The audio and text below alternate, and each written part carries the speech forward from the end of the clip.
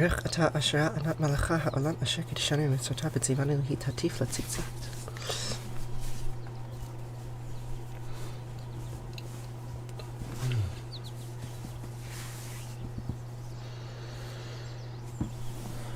Good morning, good morning. How are you all today?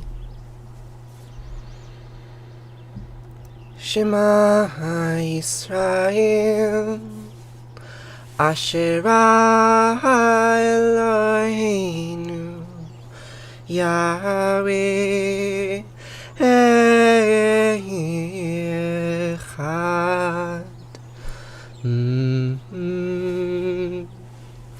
Ve'ahavta et anat Elohecha ובכל לבבך ובכל נפשך ובכל מאודיך והיו הדברים האלה אשר אנוכי מצווך היום על לבביך ושיננתם לבניך ודיברת בם בשבתך בביתך ובלכתך ובדרך ובשך בך ובקמייך וקשרתם לאות על ידיך והיו לטוטפות בין עיניך וכתבתם על מזוזות ביתך ובשעריך.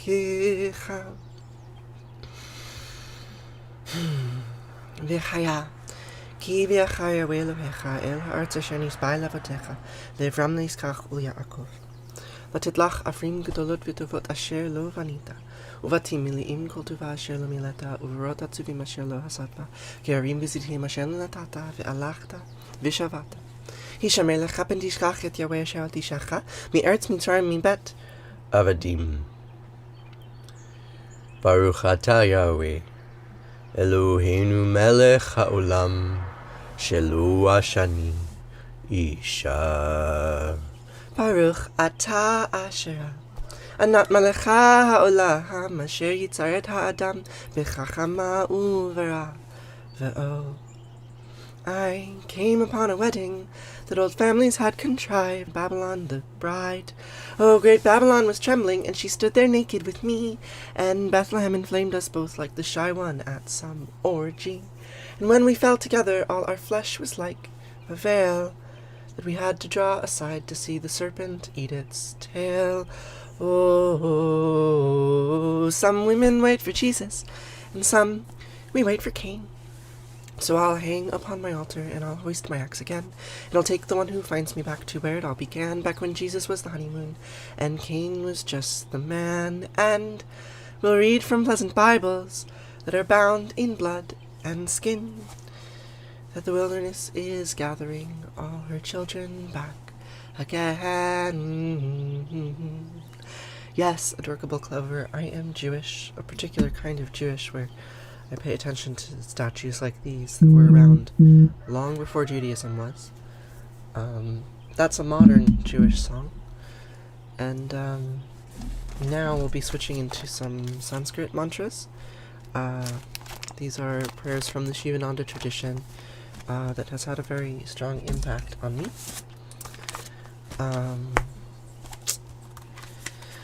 This first one is called Gajananam, or at least that is the first name of the prayer. The prayer is actually called the Shivananda Dhyana Sloka, and it sounds like this. Gajananam Buddhaganati Sevitam Kapita Jambupala Sarabakshitam Umasitam Sakavina Sakarnam Mahamatim Divya Mayura Vahanam Ridasyasunam Surasainanatam Guham Sadanam Saranam Prapadi Yaku Hendutu Saraharat Vala Yasupravasvarita Yavina Varanda Manditakara Yasveta Padmasana Yabramachuta Sankarat Pratrapi Devasata Puchita Samampatu Bhagavati Sargavati Nihesa Jadyapa Om Namah Shivaya Gurave Satchidananda Murtaye Nisparanchaya Santaya Shri Shivanandaya Te Namaha Shri Vishnudevanandaya Te Namaha Om Sarva Mangla Manglaye Shive Savarta Sadike Saranye Trayambake Gauri Narayani Namostite Narayani Namostite Om I salute the three-eyed Divine Mother, Narayani, who brings auspiciousness and fulfills desires. These are my pronouns, Yella. These are what people think my pronouns are. These are them. Now, Triambakam Yajamahe Sugandim Pusche Vardhanam Orva Rukami Bhavandanan Rityur Mukshiyamamritatam Triambakam Yajamahe Sugandim Pusche Vardhanam Orva Rukami Bhavandanan Rityur Mukshiyamamritatam Sarvesham Svastir Bhavatu Sarvesham Shantir Bhavatu Sarvesham Purnam Bhavatu Sarvesham Mangalam Bhavatu Sarve Bhavantu Sukhina Sarve Shanti Niramaya Sarve Bhadrani Pashantu Makashitu Kabhagbhave Asatoma Sadgamaya Tamasama Jyotir Gamaya Mrityar Mamritam Gamaya Om Purnamadam Purnamidam Purnat Purnamudachate Purnasya Purnamadaya Purnameva Vashishate Om Shanti Shanti Shanti Om Peace Peace Peace But I don't want to pray to my maker, no. I just want to be feeling free. Not like in a book or leaves of trees that shook from a word that means only not a thing. No. Pardon, God and Mom, what I'm saying isn't fair. See, I'm looking to become not the prayer, but the prayer, and I don't want to pray, no. I don't want to pray, no. I don't want to pray. We don't want to pray. And it's not much good to talk, better to walk it. Ooh, not much good to take, better to give. We are done, forgiven, and forgotten of our sins, and I promise you, my friend, all that dies will live again. So, pardon, God and Mom, what I'm saying isn't fair. See, I'm looking to become not the prayer, but the prayer, and I don't want to pray, no. I don't want to pray, no. I don't want to pray. We don't want to pray. And here comes the part with all the Canaanitic deities. I love Allah, Allah made love. And Yahweh, Yahweh made hate. Asherah, Asherah made good. And Anat made bad. Eloheinu made love. And Yahweh, Yahweh made hate. I love Allah. God made. But I don't want to pray to my maker. I just want to be what I see. Not just who I am, but the pink in golden land and that wide, wild sky over me. Help me to the sun. Hey, I'm looking everywhere. See, I'm looking to become not the prayer, but the prayer. And I don't want to pray, no. I don't want to pray, no. I don't want to pray. We don't want to pray. I love Allah, Allah made love. And Yahweh, Yahweh made hate. Asherah made good. And Anat made bad. Eloheinu made love. And Yahweh, Yahweh made hate. I love Allah. God made me. Except it's a lie.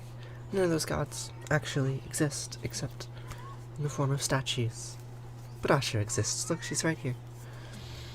In any case, really, the way that we make ourselves is by being, by co-creating one another. So I have a couple more mantras for you today before I have to sign off. I have a meeting precisely at 10 in the morning with a mycologist colleague, and so I can't stick around to chat. I'm so sorry I got up late. But we can still share these prayers together. This is the Arati, the fire ritual, which starts like this. Jaya Jaya Arati Vina Vinayaka Vina Vinayaka Shri Ganesha Jaya Jaya Arati Subramanya Subramanya Kartikeya Jaya Jaya Arati Venugopala Venugopala Venuola Papa Vidura Navanita Chora Jaya Jaya Rati Venkanta Ramana Venkanta Ramana Bhavani Sankara Sita Rama Radhe Shama Jaya Jaya Rati Gauri Manohara Gauri Manohara Bhavani Sankara Samba Sada Shiva Uma Maheshwara Jaya Jaya Rati Raja Rajeshwari Raja Rajeshwari Tripura Sundari Mahalakshmi Maha Saraswati Mahakali Mahashakti Jaya Jaya Rati Anjaneya Anjaneya Hanumanta Jaya Jaya Rati Dattatreya Dattatreya Trimurti Avatara Jaya Jaya Rati Adityaya Adityaya Bhaskareya Jaya Jaya Rati Sanistaraya Sanistaraya Bhaskaraya Jaya Jaya Rati Sankaracaya Sankaracaya Advaita Guravi Jaya Jaya Rati Sadgurunata Sadgurunata Shivananda Jaya Jaya Rati Vishnu Devananda Vishnu Devananda Vishnu Devananda Jaya Jaya Rati Agastya Munaye Agastya Munaye Shriyama Priyaye Jaya Jaya Rati Ayapa Swamine Ayapa Swamine Dharma Shastave Jaya Jaya Rati Jesus Gurave Moses Gurave Buddha Gurave Jaya Jaya Rati Muhammad Gurave Guru Nanak Gurave Samastya Guru Bho Namaha Jaya Jaya Rati Venugopala Natatra Suyobati Natandra Karatam Nima Vidyobati Kutoya Magni Dwameva Bantamidabandi Sarvam Tasya Basya Samidam Vivanti Om Gange Kayamune Kaiva Govari Saraswati Narmade Siddhi Kaveri Namastitam Namo Namaha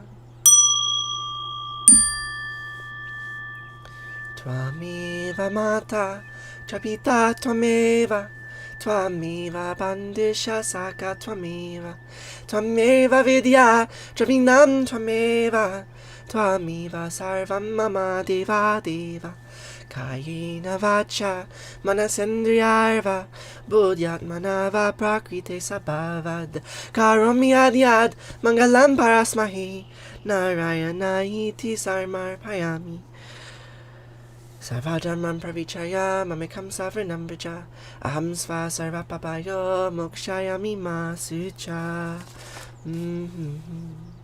Whatever actions I perform with my body, speech, mind, senses, my nature, my intellect, or my emotions, all these, I dedicate to you, to all of you. Thank you so much for joining me this morning. We will conclude with a Kaddish for all of those people who died yesterday of coronavirus, and for all those others who suffer from the forces of death and injustice that have plagued the living since life began and will continue to torture us until our lineage is done. And for the last 2,500 years, my ancestors have been saying something like the following words. They sound like Yid Gadal, Vid Kadash Shemei Rabba. Bialma Divrachir Te Viam Lich Malchute, Bachayachon of Yamechon of Chayedikol Be Israel. Bagala Ubisman Karif Imru, Amin. Yehe Shemei Rabba Mivarach Lialam Mamei Almaya. Yid Barach, Vishtabach, Vipa'ar, Viturmam, Vitnase. Vitadar, Vitale, Vitala, Shemei Kudisha, Brechu. The Elam in Kobir Chatav Shirata, Tushbichatav Nechemata, Demiran Bialma Vimru, Amin. Yehe Shlama Rabba Min Shemaya V'chaim Aleinu V'yochol Yisrael Vimru Amin. Ose Shalom Bimramav Huya Ase Shalom Aleinu V'yochol Yisrael Vimru Amin. Yid Gadal Vid Kadash Shemei Rabba Bialma Divrachir Te Viam Lich Malchute B'chayachon of Yamechon of Chayedikol Be Israel Bagala V'zman Karif Vimru Amin. Yehe Shemei Rabba Mivarach Lialam Omei Omaya. Yibrach Vishtabach Vitba'ar Viturmam Vitnase. Vitadar Vitale Vitalal Shemei de Kudisha Berechu. The Elam in Kol Birchatav Shirata. Tushbichatav Nechemata Yamiran Bialma Vimru Amin. Yehe Shlama Rabba Min Shemaya V'chaim Aleinu V'yochol Yisrael Vimru Amin. Ose Shalom Bimramav Huya Ase Shalom Aleinu V'yochol Yisrael Vimru Amin. Oh, say shalom bimramav, hoya say shalom aleinu, v'alechol Yisrael, v'imru, amen. Thank you so much for joining me this morning. Thank you, Candy. Thank you, Elmira. Thank you, Adorable Clover. It's so nice to be able to share this time with you all. So, I have to go because I have a meeting that I'm now 1 minute late for right here in this little screen. Just a virtual human made of light here for you. But I will see you here again tomorrow morning to say these words once more, and I hope to share the time with you. It's such a gift. Thank you so much. Okay, farewell.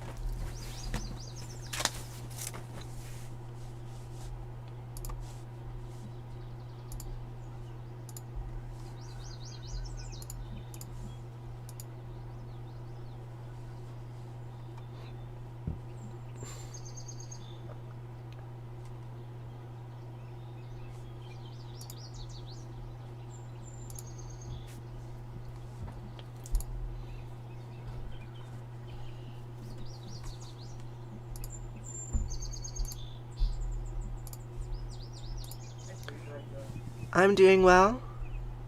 Good morning. Hi, here I am. Alright, let me get all this junk out of the way. Okay. Thank you so much for chatting with me. How are you doing today? I'm good. How are you? I'm well. Yeah.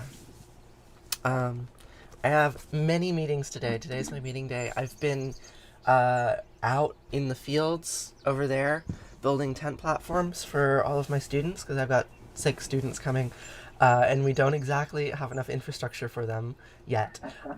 So I've been building them decking and setting up tents, and like we're figuring out how to have our numbers increase. They're going to increase by like 40%. Basically, we're going to jump from right now we're at 13, maybe 14. It's hard to keep track, and we'll go up to 19 or 20 when the students get here. So I have to cook for them and clean for them, and be a little bit of a camp counselor. It's going to be a lot of fun. That's exciting. It sounds like you got everything worked out for your internship and things like that. So that's great. Yeah, I'm pretty thrilled about it. We didn't quite get as much funding as I had hoped, but so we're operating sort of on a shoestring, and the budget or the lumber costs. I don't know if you've noticed if you look at lumber prices, but they've gone up by about 2 or 3 times since the pandemic began. So that ate into our budget quite a bit, but it's okay. We're gonna make it all work. And I've wanted to have students on this land, for as long as I've lived here. And it's like a dream come true. That's great. Yeah. So today I've got meetings with so many professors. I just like scheduled them in a row because I'm gonna be on the computer today. Get them all done. Yeah, and I just wanted to check in with you, sort of to hear how your summer's going, and I guess like most specifically, like I'd love to actually spend some time with you in person, and like think about mycology things for the fall, and just like start I don't know, brainstorming, experimenting. Like, what are you up to? What have you been working on? Sure. Yeah. So this, I guess, this is it's still kind of weird for me. I still haven't been. Yeah. So I still I'm hoping at some point here I will get an email letting me know that my office is available, and I can go explore campus with it. But for this summer, I'm working on revamping some of 114 and 113 discussion technical stuff. And then also I'm teaching marine biology in the second half of the summer. Online? Yeah, completely online. So that will be an interesting experience. Yeah. And so I'm working on building that course right now, basically, and trying to figure out exactly how I'm going to run it. And then, of course, I've also got to build. I'm teaching fundraising in the fall. And I've kind of built that course as well. What class in the fall? Fungi and disease. Fungi and disease. Oh wow. Yeah. So that'll be a fun class. Also, one that I have to build. Yeah. so that's that's basically my plate is entirely full of designing courses, which is fine with me. That's Yeah. and, That's kind of dreamy, actually. Like, you get to teach what you like to teach. Like, it sounds like those courses are like really like where your head's been at for many years, and that's really cool. Actually, like I was supposed to teach last summer. I was supposed to teach marine biology at a field station in Virginia. The field station I told you about. Yeah. My college course at again. I was actually supposed to teach both my coastal mycology class and then also marine biology down there. But of course, with COVID, everything got canceled, and they moved the marine biology course online. But I was competing with, so I needed a summer salary, and there was a micro class that was running that was full, and that course had like 6 students in it. It was like they're gonna get cut, and so I had to pull the plug on the marine biology class and micro instead. And so it's kind of exciting to be able to do marine biology. The 26 students class. Wow. I was blown. I actually increased the cap to 30 because I had 25 and I had students emailing me asking availability. So I was pretty blown away by that. That's these summer classes. The whole system of like needing to like win students. Like, I get it, but it's just like capitalism on steroids. I had a class that was canceled. I was supposed to be teaching anthropology right now, and didn't get enough students. It's I coming from a university where enrollment is a problem. Yeah. We're right in Binghamton right now. We're very fortunate as far as the number of students we have. Yeah. I think the only reason marine biology is running this summer is because it's online. I was talking to Mike a little bit about it. Yeah. He basically put it to me like, it's hard sometimes to get good enrollment in our summer courses because you don't want to stick around Binghamton. They don't have to. They have other places to be. But for online courses, they can do this from their home. Yeah. And so it's a lot more, they're I think, more likely to roll in it. Like, maybe we should think about that. For summer courses and things like that in the future. This, it's not ideal to teach something like marine biology online, I guess, but it's not like I'm taking it anyway. Yeah. But yeah, it's coming from like at Lockhaven, it was when I was teaching coastal marine mycology, I was fighting I had to have an enrollment above 8 for the course to run, and I just got to 11 before the course started. Yeah. And I just scraped by there. But that's part of the course there. Their enrollment has dropped so much over the past 10 years.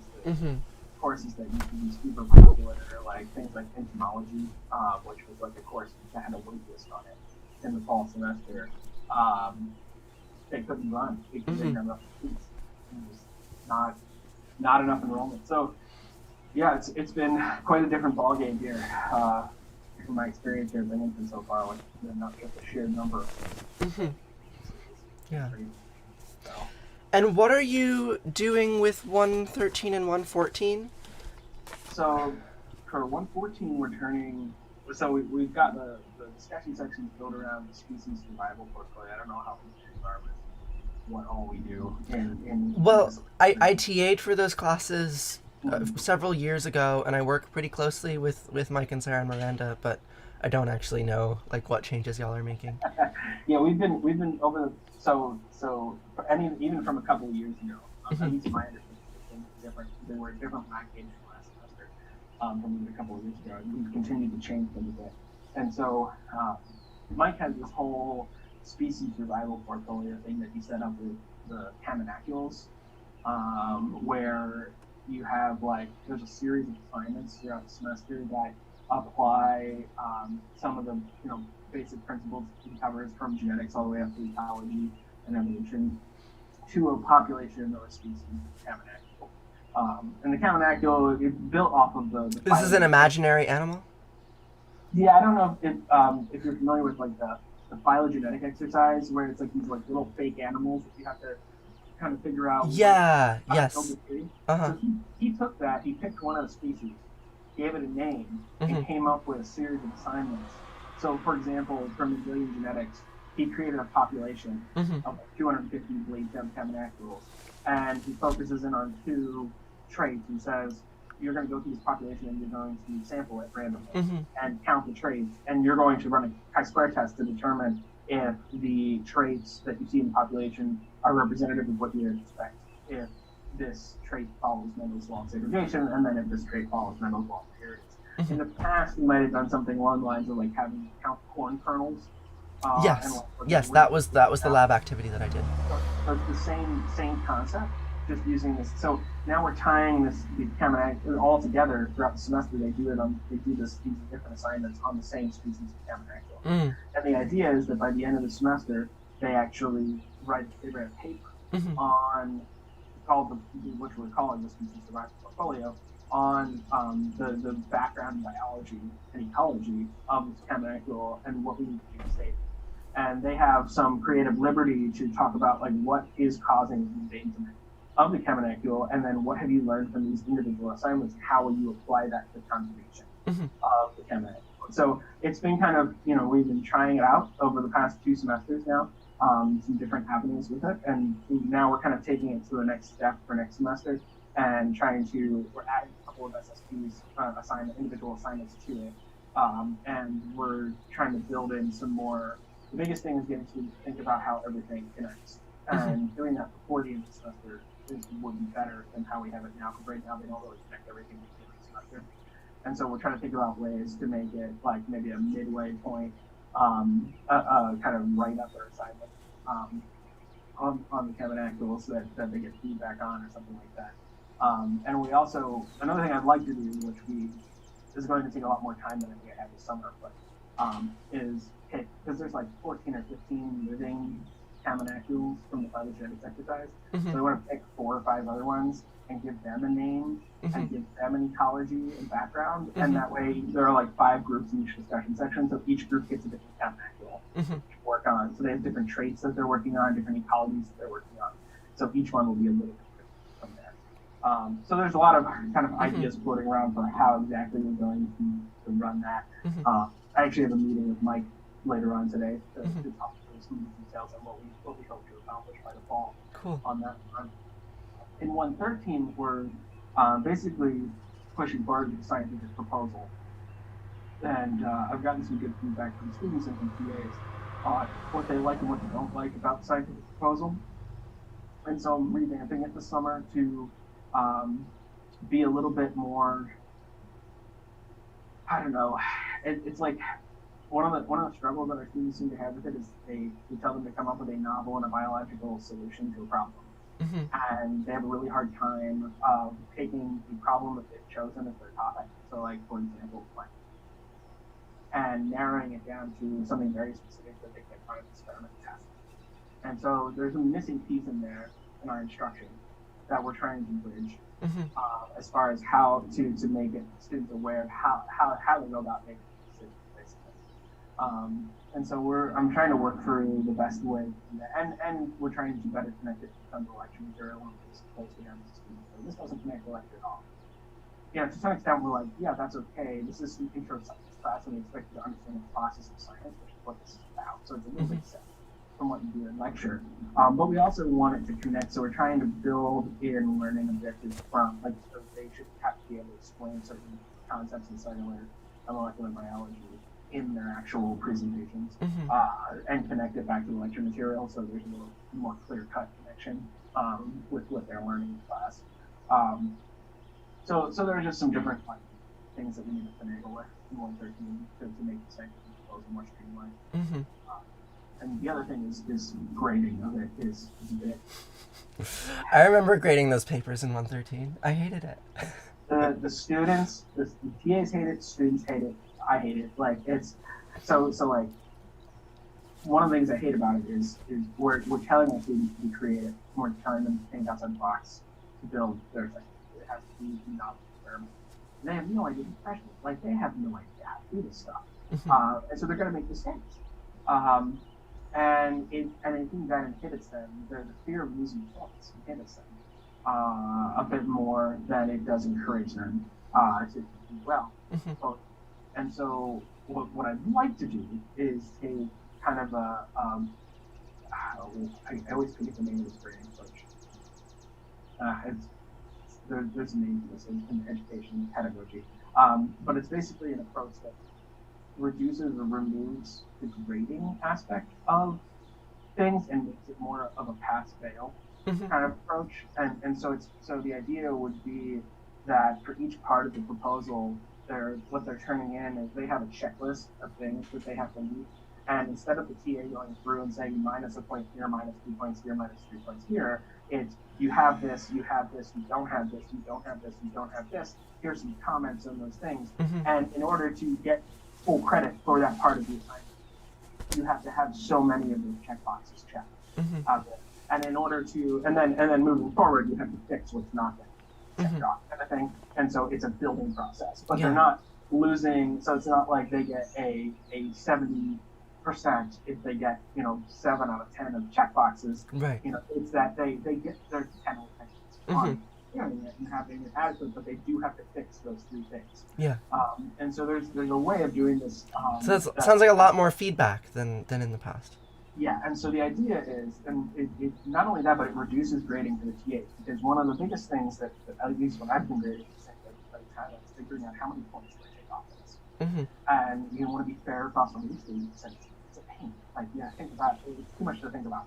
And so if it's more of a feedback-oriented process, you read through it and you check the boxes where things are adequate. And where things are inadequate, you don't check the box and you leave comments and say, this is what needs to be fixed for these students.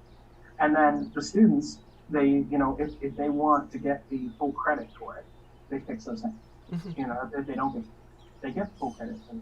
But and so I think there's a way we can build this where there's less emphasis on point values for us.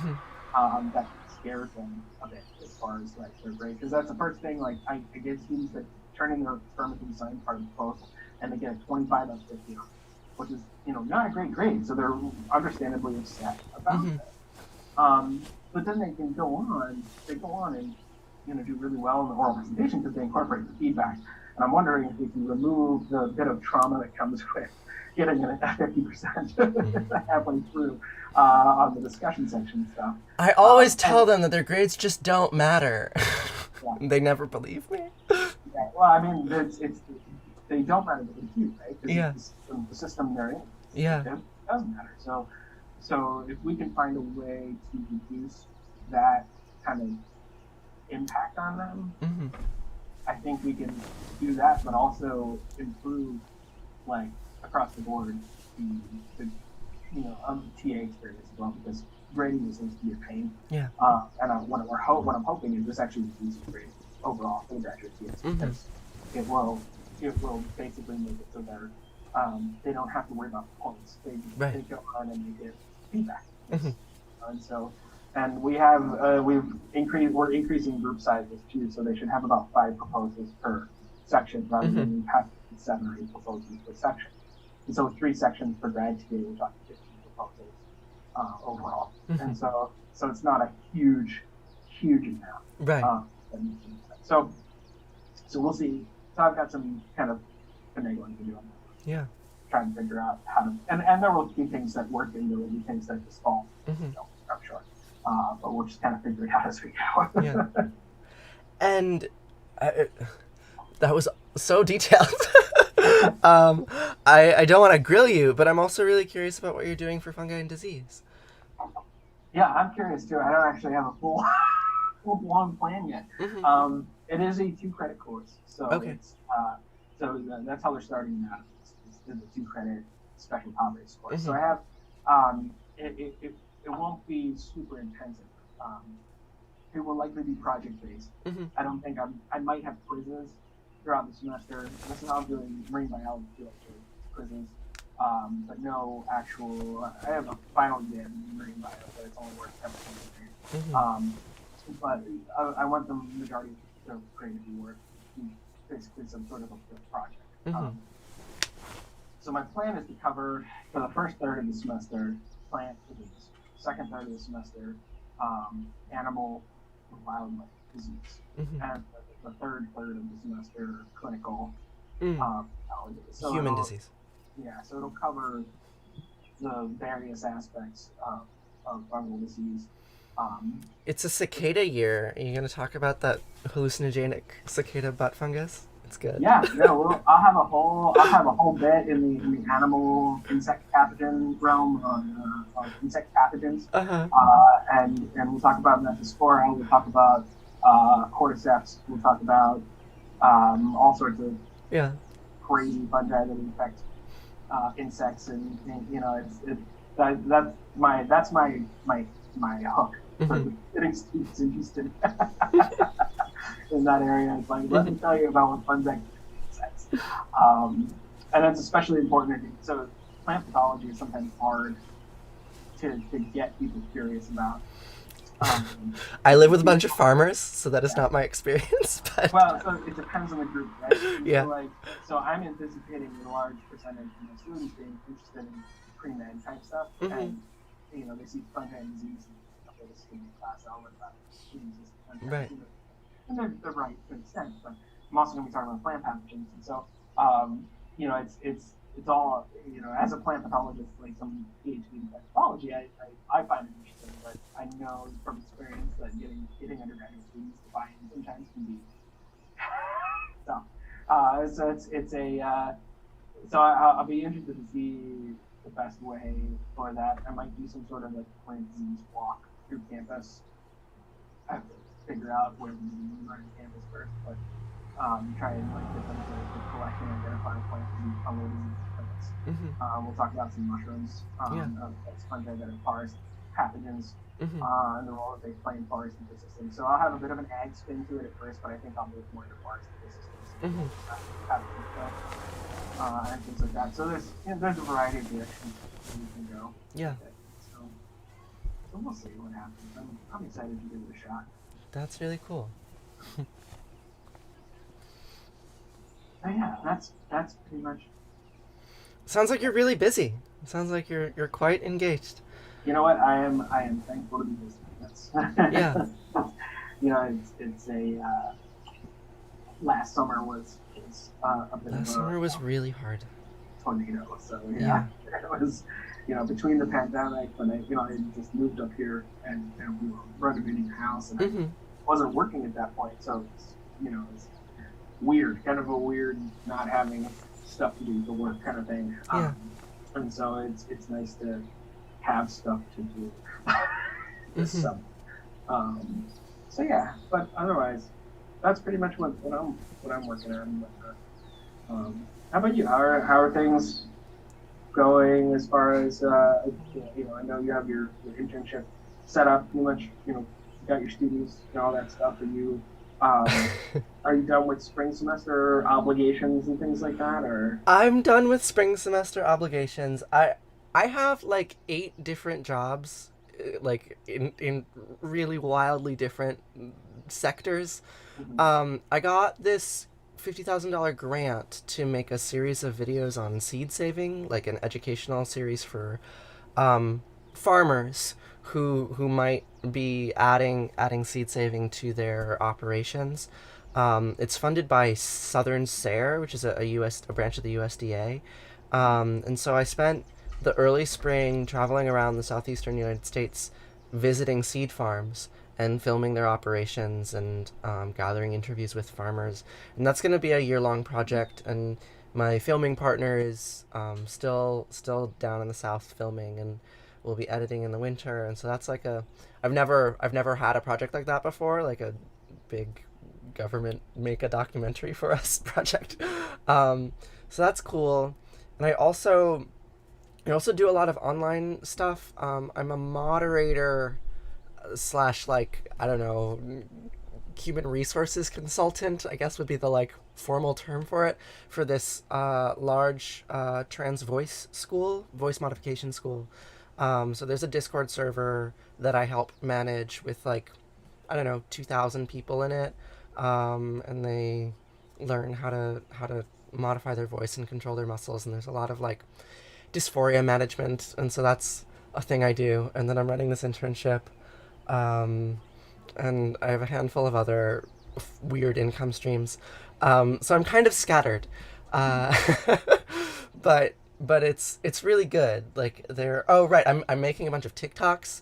That's what I'm going to be doing with my interns. Is we're going to be making little 60-second films about fungi. I think we're like what I'm aiming for is basically like a video encyclopedia or a video guidebook. Um, and so I've been spending much of the spring practicing on TikTok, and I've had a number of viral videos. I have a video about like what I eat for breakfast every day that has 1.3 million views at this point, which is like kind of astonishing. I've been getting like I jumped from a few hundred to 25,000 subscribers in a couple of weeks. Like I hit a stride, and that's been really satisfying because I've been making films for over a decade at this point, and like trying to build social media communities. And it's only now that I've had enough pieces to put into place that I feel like I know what I'm doing. So that's been really gratifying, and it'll be fun when the students get here to sort of teach them some of the basics of science communication filmmaking in this like really weird medium. This like TikTok, it's so strange with the vertical video, and it's like it's extremely intertextual. Like TikTok videos, like the reason why they work is that they're constantly cross-referencing one another, and the algorithm like really biases a certain kind of audience engagement where people remake each other's videos. So it's a highly collaborative video making process, and I'm really excited to like show that to students and to teach mycology through getting them to tell stories with their cell phones. It's gonna be really fun. Yeah. That's really cool.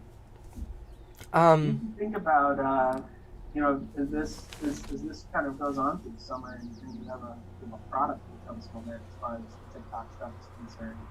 Um, have you ever been associated with the Mycological Society of America at no. all? Um, you might consider looking into presenting on what you've done. They have, MSA is a really great group of people, Hmm. and in recent years they really have tried to highlight education Uh-huh. in mycology, and I think there would be a lot of people who would be really interested in what you're doing with the students. Mycological Society of America.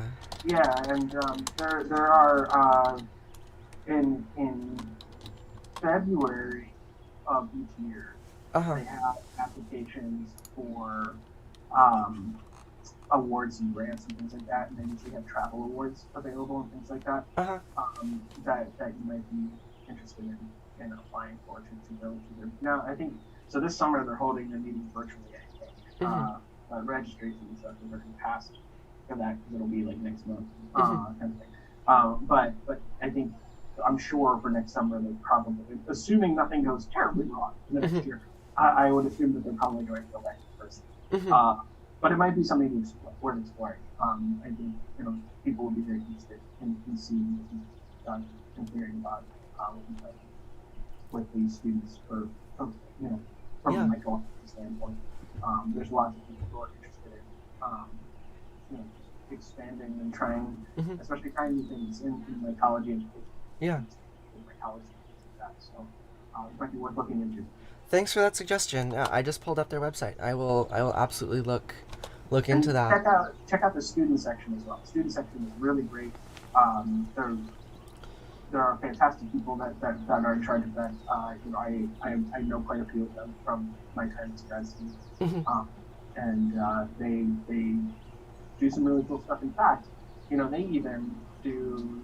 They started this really awesome thing. They've been doing colloquium series for students in my college for grad students. And so I think it's every month they hold a virtual colloquium where graduate students will talk about teaching their research, things like that. But it covers a variety of things in mycology, and that might be an area that you could present as well.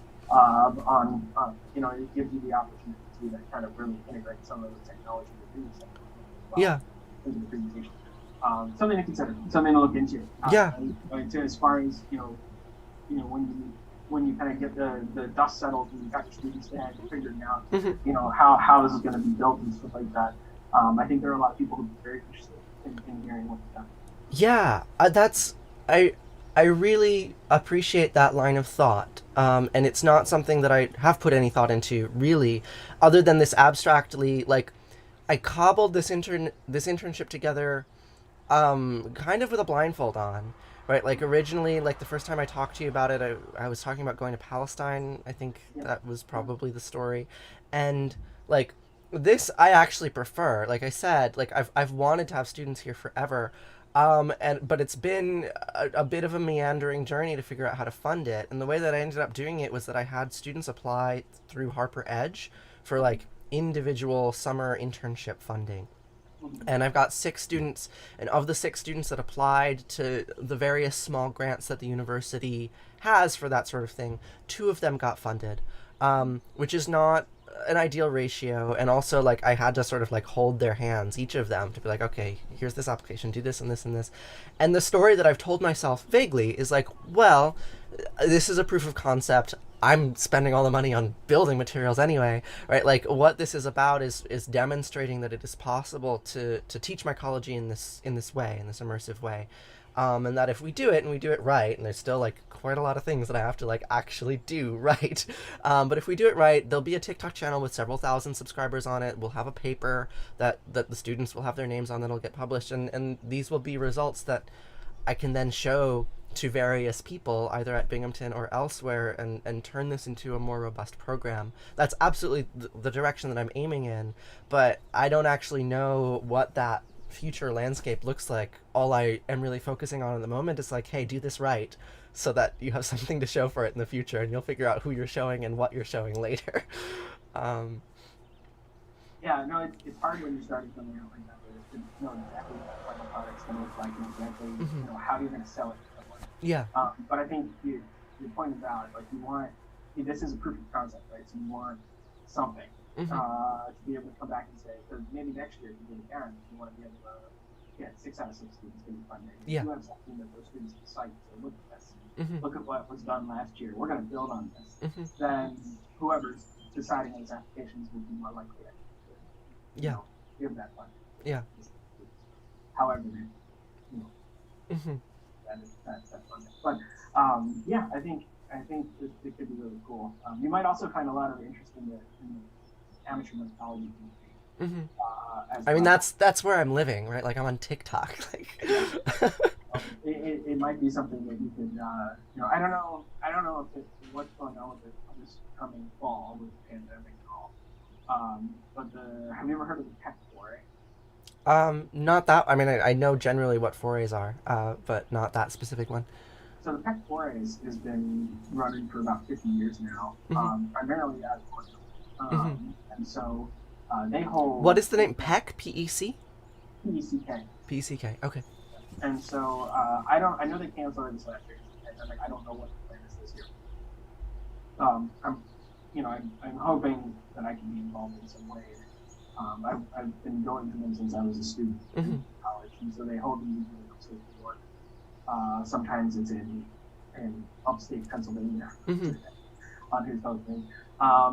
But it's not necessarily an amateur community. It's an amateur community, but it's students in classes that are there. Usually it's professors and students, and that might be a good audience for this kind of thing. That maybe you can get in and talk a little bit about what you're doing and provide kind of guidelines. Because what would be really cool, right, is if you can provide something that other people can then replicate Hmm. future kind of thing if they're using it as an education tool, especially, Yeah. and be able to come back to you and say, look, like what you did works. Like this is, this kind of thing is what we use to help our college classes. Like so something like that could be a really cool opportunity as well Hmm. to share what you found and what you did. So just things to consider. It's usually in the fall. Yeah. I don't think they have anything about it just yet. Do you know who Kathy Hodge is? No. Okay. She is a mycologist at Cornell. Okay. And so this is the website where they will have all of these information about the tech when they decide on it. Thank you so much. But they don't have anything just yet. Um, but it's usually a really it's a really cool experience and very supportive group of mycologists and students Hmm. all together, kind of just going out and exploring and collecting fungi and identifying things. You Cool. know, Yeah. what obviously what 4A's are, but there's something I don't know something different about this kind of 4A compared to ones I've been at that are more just clubs and things like that. Hmm. They run. I think there's It's more being rigorous. yeah, there's well, it's also the community of like everybody there is either a student or a professor, Hmm. and so it was really sold to me when I was a student as like, you're gonna go meet some of the top mycologists in the field, Hmm. like Kathy Hodge and Roy Holly was there, and Foley expert from the Botanical Garden, Hmm. all these people who do really cool fungal taxonomy and stuff like that would be there, and they're there teaching their students Hmm. too. So you kind of get to interact on that. And Hmm. so it's a kind of cool, different type of experience Yeah. than it's before. Um, so worth checking into. Hmm. I don't know what it's going to look like this fall. I plan on being hopefully involved in it if Hmm. conditions allow for that. Yeah. I hope to be involved with it in some way, shape, or form. But Well, yeah, yeah, especially if you're going, like, do let me know. Like, I would love to be spending more time with you. Look, just like hanging out and looking at all this stuff because I think that's like more generally moving forward. Like, I want to be doing more mycology stuff at BU, and I think there's plenty of opportunity to do it. And it's just a question of figuring out like how do you actually how do you actually make it work in the big system? mm-hmm. No, I get that. Yeah, sometimes it feels like there's so much that you have to like really think about what you want to do. Yeah, It gets absolutely. overwhelming very quickly. Hmm. Well, so one thing that I was wondering, I don't know what your schedule looks like, but it would be really amazing if you could come here while my students are here sometime in July or August for a day. And we could go out together and have dinner. Um, could bring your wife or anyone else who is interested. Just be like a casual thing. Yeah, potentially. I'll tell you this though. As far as in-person interactions at this point, I'm not entirely sure where I'm at with that. Hmm. I guess I understand that in the fall I will likely have to be in person with students, Yes. mask or no mask for the students, regardless. And I think as we get closer to the fall, I need to get more comfortable with that. So I guess my only holdup right now is my own personal Hmm. feelings about where we are with the pandemic. But nothing specific to you or anyone else in particular. Yeah, Where I've been having these conversations with friends and families as well. I'm sure you have been. Yeah. So I guess that's my biggest thing right now is trying to figure out where my comfort levels are with Hmm. in-person interactions, and Hmm. I don't have a good answer for you right at this very moment. Okay. But I think as we get into July, I might have a better feeling closer to August, kind of thing whether or not there would be something that I can Okay. do. Sure. But I think part of it is I do need to be comfortable with it regardless because I will be teaching the lecture halls in the Yeah. fall, no matter what. Yeah. But yeah, it's going to be a little bit of a fun. Hmm. But what I will say is if I would like to talk to your students and work with you guys in whatever capacity Hmm. that you're interested in having work. And if there's stuff that we can do virtually, I'd be happy to do that as well. Yeah, there might be. I'll think about it. If there's a way that I could, come in on Zoom and talk to students about something, interact with some lectures, I'm happy to do that. Definitely do that. Yeah, I mean, I imagine you have lectures in your pocket, right? Like, you could come for an hour and tell my Yeah, students something. I could talk about any number of things. Yeah. So, if you wanted me to talk about, it just depends. I definitely have stuff in the realm of marine mycology and wildlife disease caused by fungi, Hmm. fungal taxonomy stuff that I think might be interesting to students, which, it kind of sounds counterintuitive because fungal taxonomy is not interesting to students at all. But I have some stories taxonomically I think that students might find interesting. Hmm. kind of thing. So there's a number of things I could talk about on that front, or just talking about getting into mycology and Mm-hmm. what it means to be a mycologist and Mm-hmm. how do you feel about you, kind of thing. So anything on that front, I'd be happy to do. But I will keep in touch with you Mm-hmm. as we through the summer here and Yeah. let you know kind of as far as where my feelings are on an in-person kind of. It's also far. Like I know that like Ithaca's, it's 2 hours from here. It's a hike. Yeah, and so that that's a consideration as well, but not it's not out of the realm of possible. Uh huh. I could do that. And so that's fine. Mm-hmm. If another thing to consider, if it's possible. I don't know if you're collecting mushrooms and you want kind of the students to work on identifying mushrooms with someone like myself or someone else who knows Mm-hmm. some level of mushroom. My mushroom identification skills are a little bit rusty. Mm-hmm. Perhaps we can meet at the class or something like that with mushrooms set up or something like that. We can go out and collect some of them actually kind of a workshop. Mm-hmm. The halfway point kind of thing. Mm-hmm. That could be something that but again, that's a bridge we cross. Yeah. A little bit around if necessary. Well, I'll check in with you in July. Yeah. Yeah, like certainly the image that I had was walking in the forest looking for mushrooms. Like that was that was the goal. But if that's not viable, like we can find something else. But I'd love to have you involved in whatever capacity makes the most sense. Yeah, no, I appreciate that, and I think I would like to be involved. Yeah. I will. Let me think about a variety of things. Yeah. It's coming out of this, it's been. Yeah, everybody's handled the pandemic a little bit differently. Oh. I feel like Do you know what it's like to manage a pandemic in a commune where you've got so many different opinions about what the right thing to do is that are in direct competition with one another, and you have to reach consensus? It was some of the hardest decisions I've ever had to make in this community, and I got hurt really badly. Many people did. It sucks. Yeah. And it's brought out a lot of interesting stuff.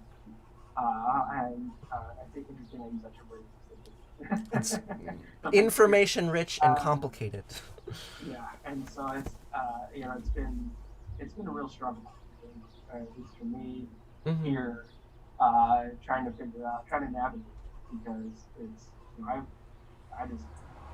been having this fight with my family. It turned out 2 weddings that happened over the last month. Mm-hmm. Weddings that I normally would have had. Right. And I have family members who are on their wedding website. Mm-hmm. You have to wear a mask unless you're sitting down. Mm-hmm. Even that was not, I'm not doing that. But I'm glad I didn't go, because you look at all the pictures and everybody's on the dance floor without masks, all over each other. And this was about a month ago, so it was a little more than a month ago. It was before vaccine. So like at that point, 18 and over were getting, or 30 and over were getting. Most of them were getting into the point of fully vaccinated, had they gotten the vaccine right available to them. But I have a lot of younger siblings and cousins who were not fully vaccinated. I'm like, are you telling me that like all of these people, probably 75% of the people there were not vaccinated? They all over each other in an enclosed area on the dance floor, acting like the pandemic's over.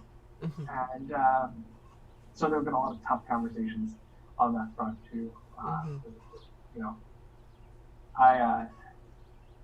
And the biologist sees what's going on, and I'm just waiting with bated breath for that emergence of a variant that can escape the vaccine. It's a matter of time at this point. So, we'll see, and we won't know what's happening until it's already spread around and too late.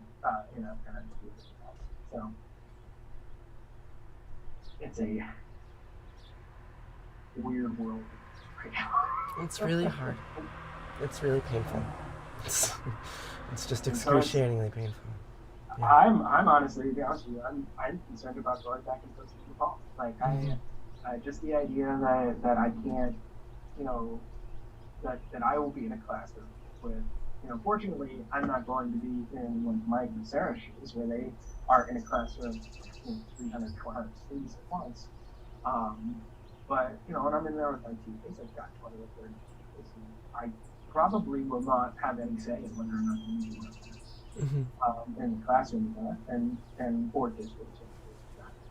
And I'm just going to have to do that at that point. And so that's going to be a challenge for me.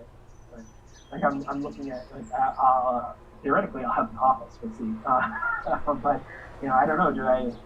Do I want students in an enclosed office space with probably very poor ventilation, as I imagine offices are for non-tenure track faculty? You know, do I want students in that enclosed space with, Yeah. you know, for a long do I continue to hold meetings outside or something like that until we can't do it in the winter? There's just lots of things that I think we're not going to get answers to from the university. So. No, like ultimately, it does come down to you and your own relationship to risk, and disease and safety. And I before this pandemic began, I was unaware of the amount of diversity there is in people's relationship to those things. Mm-hmm. Um, and part of it though comes from people's relationship with the truth. mm-hmm. You know, I think a lot of people would be a lot more risk averse when it came to this if they had a better understanding of the truth and the reality of the situation. But I think a lot of people live in an alternate reality. A lot more people than I ever expected, but should have expected after last year. You know, and that alternate reality reeks of a number of things, but one of them is privilege.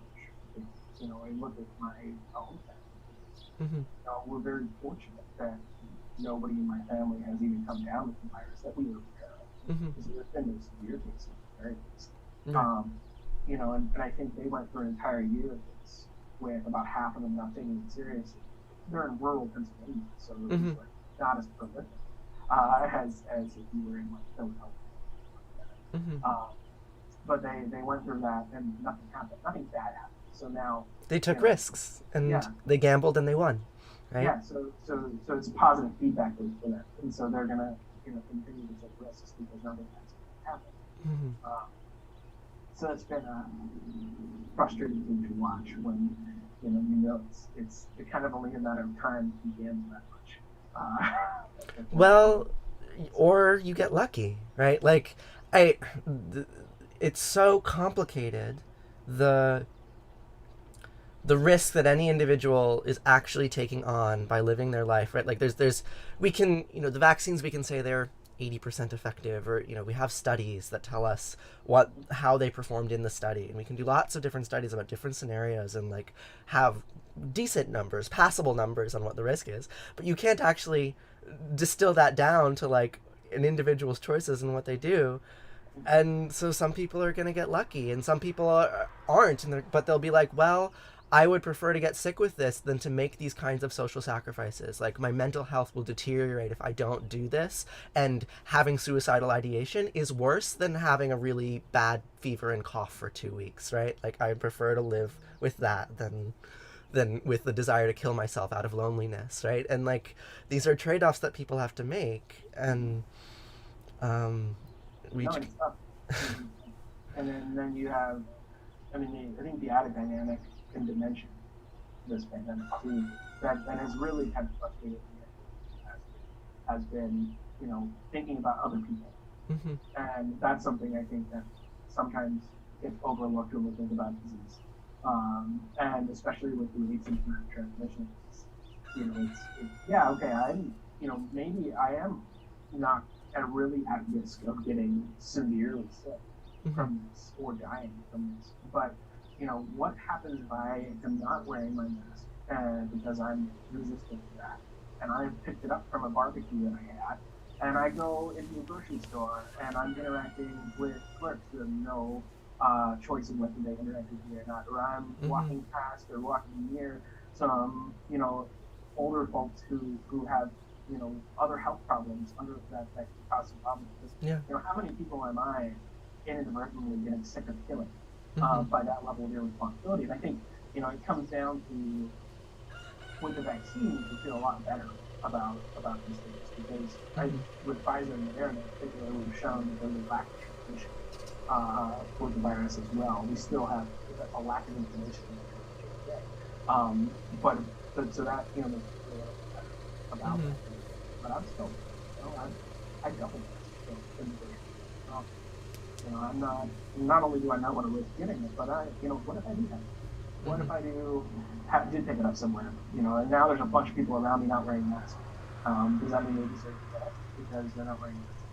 And who knows how many of them are masks? As soon as the CDC put out the mandate, it's like free for all. It doesn't really matter. Whether you've been vaccinated or not.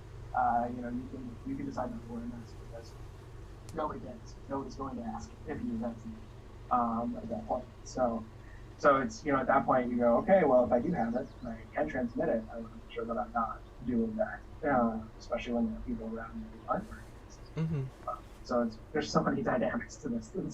It has been a hell of a year and a half. For everyone. Yeah. In particular. So yeah, just long story short, that's in my mind. I'm coming out of this, not hibernation, but out of this There's a sense of fear that gets into your nervous system, it very deeply. Yeah, I mean, to me it just adds to it. It's something that I've been slowly getting used to going to the grocery store and being around people without it. And I would actively avoid any cashiers who were not masked. But now that's impossible. Yeah. And so, it's you just kind of over time have to kind of get numb to it and realize that just it is what you're vaccinated, you're masked, you're doing what you can to protect yourself, and you just hope for the best at that point. Yeah. Kind of thing. And so it's kind of a slow process for me, I think, especially after a year and a half of literally not interacting with people. I've been isolated, and so much more so than we would typically be because we moved to a new place where we don't know anybody. So not only do we were we isolated in terms of not interacting with people, but it's not like we even know anyone around here at this point anyway to interact with. So we've just been kind of here existing in our house until we get the green light, or at least feel the green light has been given reasonably. Yeah, it's crazy. But the fall will be a challenge. Yeah. For a number of reasons. I actually, who it's really going to be a challenge for? The students who started this year virtually. Freshman students from this past year who took all of their college courses online and are now being told, now you're going to go in person. And faculty are going to switch like that to going back to traditional, typical society things in person. Not all that, but a lot of them will. And students are going to be a bit of a rough ride if they're not used to. Yeah, they've had to adapt to so much. Yeah, and so I do, I think that's another thing we need to consider as faculty. Our students are having taken everything online now for the last year. It's not just flicking a switch necessarily to go back in person for a lot of them. So I'll be interested to see how that unfolds over the course of the next semester or so. I am very excited to get back on a couch. I'm sure. Yeah. Well, I'll check in with you in early July. And if it doesn't make sense for you to come out here, I'd love to figure out some sort of Zoom thing that we can do. Yeah, and just to kind of reiterate, all this is for me is just a personal thing with regards to precautions and how comfortable I am personally. You need to feel safe, right? Otherwise, you'll be an anxious wreck. Yeah, and so otherwise, I absolutely want to be involved. It's great what you're doing. So I think it's going to be really awesome to be involved. So let's talk again in early July, and over the next month, I'm going to try and get a better sense of my own kind of comfort levels with certain things, and I'm looking to have a better answer at that point in time. Great. So I can, so we can plan because I'd love to come down and, Yeah. and go out in the woods, hunt mushrooms. So I think that'd be a lot of fun. So I'm really interested in doing some beauty. So that would be. Yeah. I'd like to be able to do that if possible. Okay. Thank you so much for chatting with me. I really Yeah. appreciate your time. Yeah, and I'd love to keep up conversations through the fall if you want. Yeah. Well, I'll be on campus in the fall too. Like, Yeah. I'll be working with George on his class. So let's get Yeah. lunch or something. Absolutely, because I think, yeah, I think there's some cool things we can talk about. And I'm still very interested in developing a marine mycology course in the summer. Mm-hmm. I'm thinking about it as far as logistics are concerned. I'd love to do it next summer. Mm-hmm. Whether or not that's feasible from a timing standpoint, I don't know. Because Yeah. a new class like that, the curriculum committee, I might be able to pull it through as like a 2 credit or something like that first, but I don't know if I can do that or not with a big course. Mm-hmm. But yeah, I think it'd be cool to definitely talk to you a bit about some of your ideas. Yeah. Yeah, I want to do field courses. They're really tricky to fund. So. Yeah, they can be, and so I think it would be cool to talk about that a little bit, and I'd love that if you're interested in being involved in courses. In any way you feel comfortable doing. Yeah. I think even as a TA, coming down for the field portion, of course, that can help on the show. I don't really know how summer TAs work. So, neither do I, but this isn't what's in my mind is the possibilities for that kind of thing. Would be really cool. But anyway, yeah, I think let's definitely keep talking through the fall. Yeah, I want to continue to work with you. So, great. All right, Susan. Okay. Well, thanks for chatting with me today. Yeah, thank you. I really appreciate it. I'll talk to you soon. I'll talk to you in July. Yeah. Okay. Bye.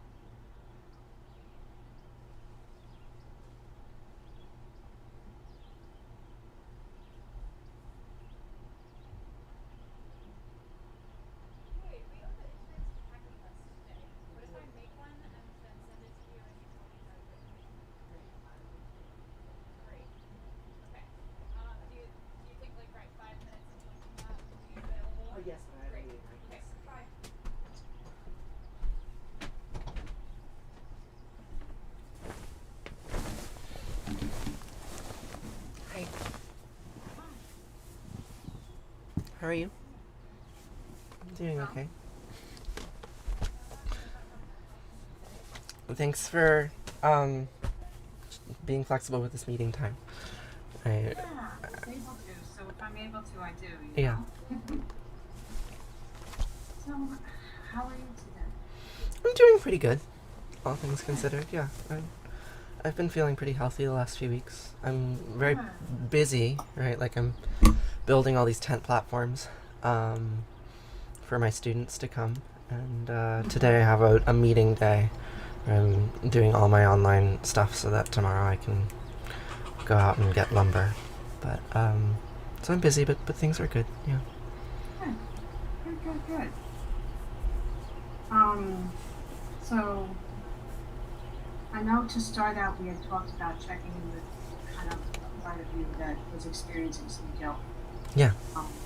And I thought before we did that, we should kind of take a look at the overall work about where we're at, and because I know we had kind of talked about a few things in terms of what we focus on, and essentially how the scope of my work has shifted, right, over time.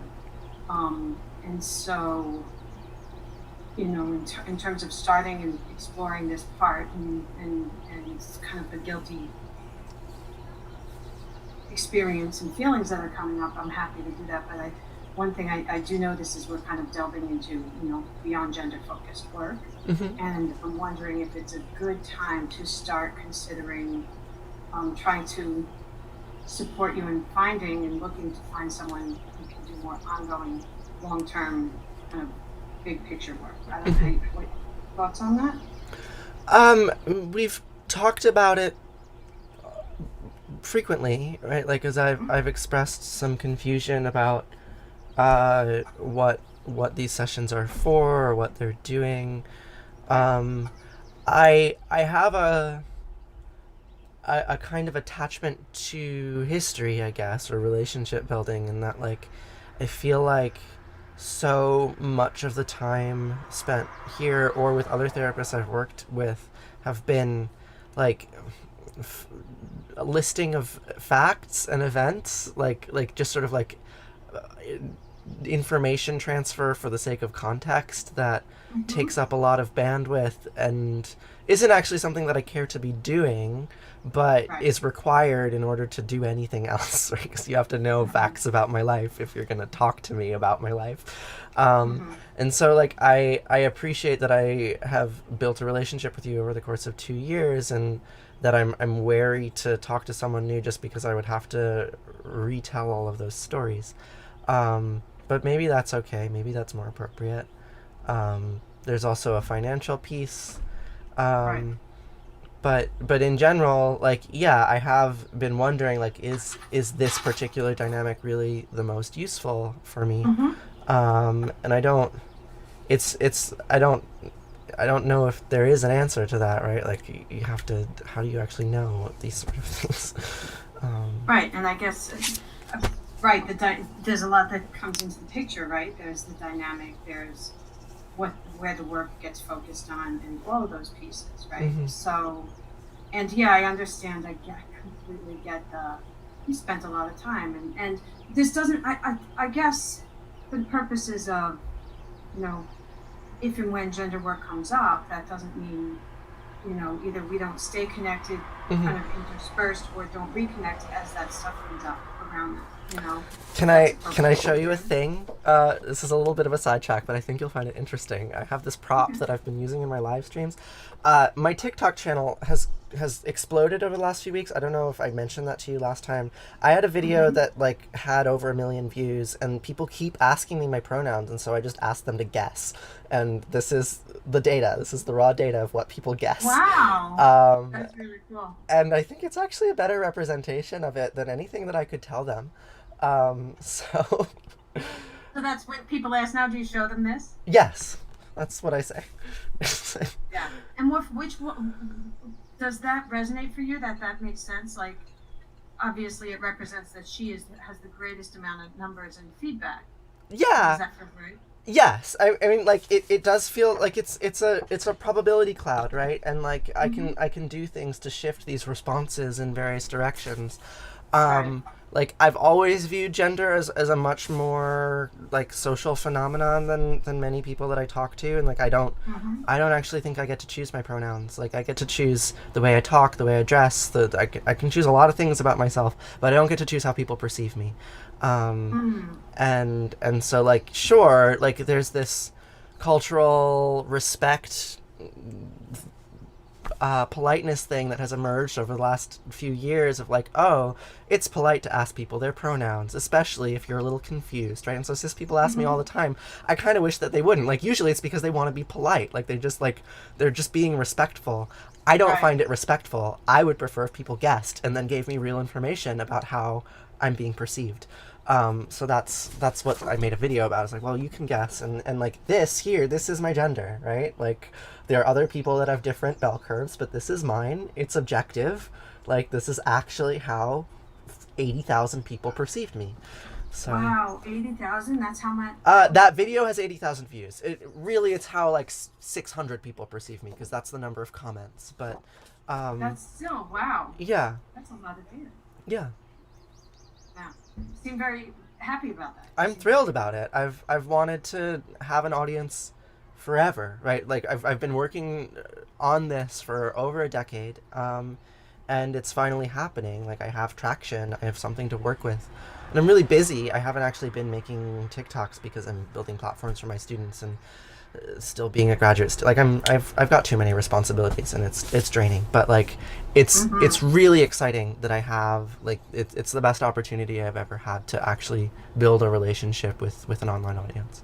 So It's also interesting because I think that having your perspective and information out there is valuable, because while I think you're right, many people do have that perspective on pronouns and find it respectful and want people to respond to them in a certain way, I also don't think everybody feels that way. I think there is a group of people or a percentage or however you want to say who have a different experience of that. So, having that out there as a alternative, I don't know what the word is, view, perspective, opinion about it, is valuable. Yeah. So it feels good to you, but I think you're also doing something of value to the world. To the I can add to the discourse. I'm smart enough. I'm just saying, I just thought it was really cool. Yeah. Yeah, and the other thing I hear you say is the financial is a piece, and I understand that, and I think that creates the conundrum of the grant doesn't have a cost, and yet the grant is supposed to kind of remain focused. Right. So if this has to end, it ends. Like I've been anticipating it for a while. Like it's fine. I'll figure But something again, out. it's not an all or none. It doesn't have to be an all or none, is what I'm saying.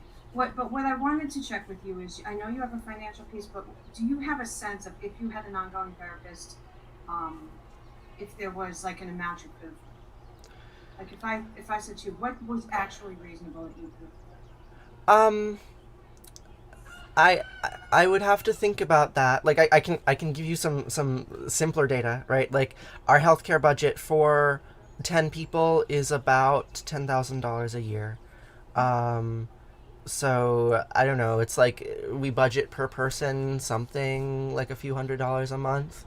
But it's designed to cover catastrophic expenses, and we want to be saving. And like, if I say that something is important, no one in the community is going to be like, no, you can't do that.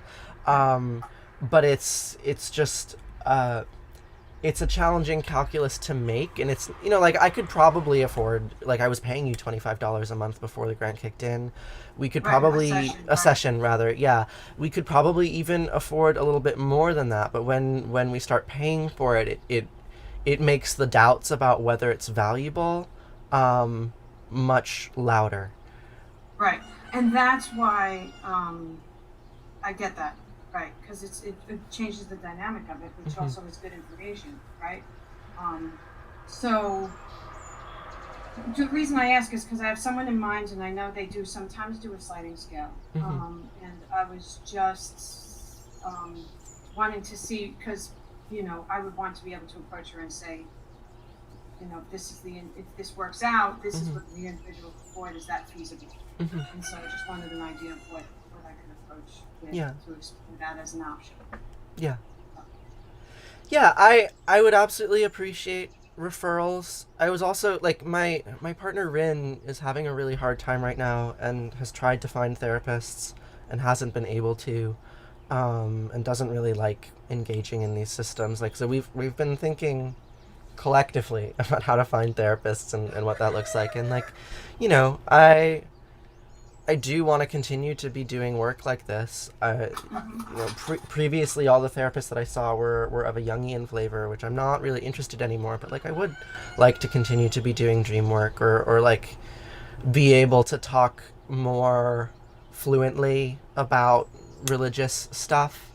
Right. Um, Right, which is not yeah. my expertise for sure.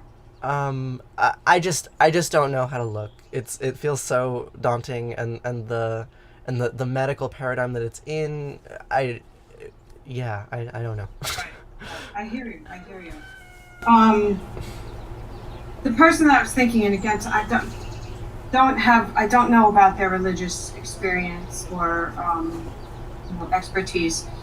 The reason that this person popped up as someone who I was thinking of, and again, I don't want to explore too much without knowing that it was a real option for you, right? But she's just I would say like she's just one of the best therapists that I've ever met. And I've really always admired her work, and she's able to really, I feel like, get to the heart of things very well, and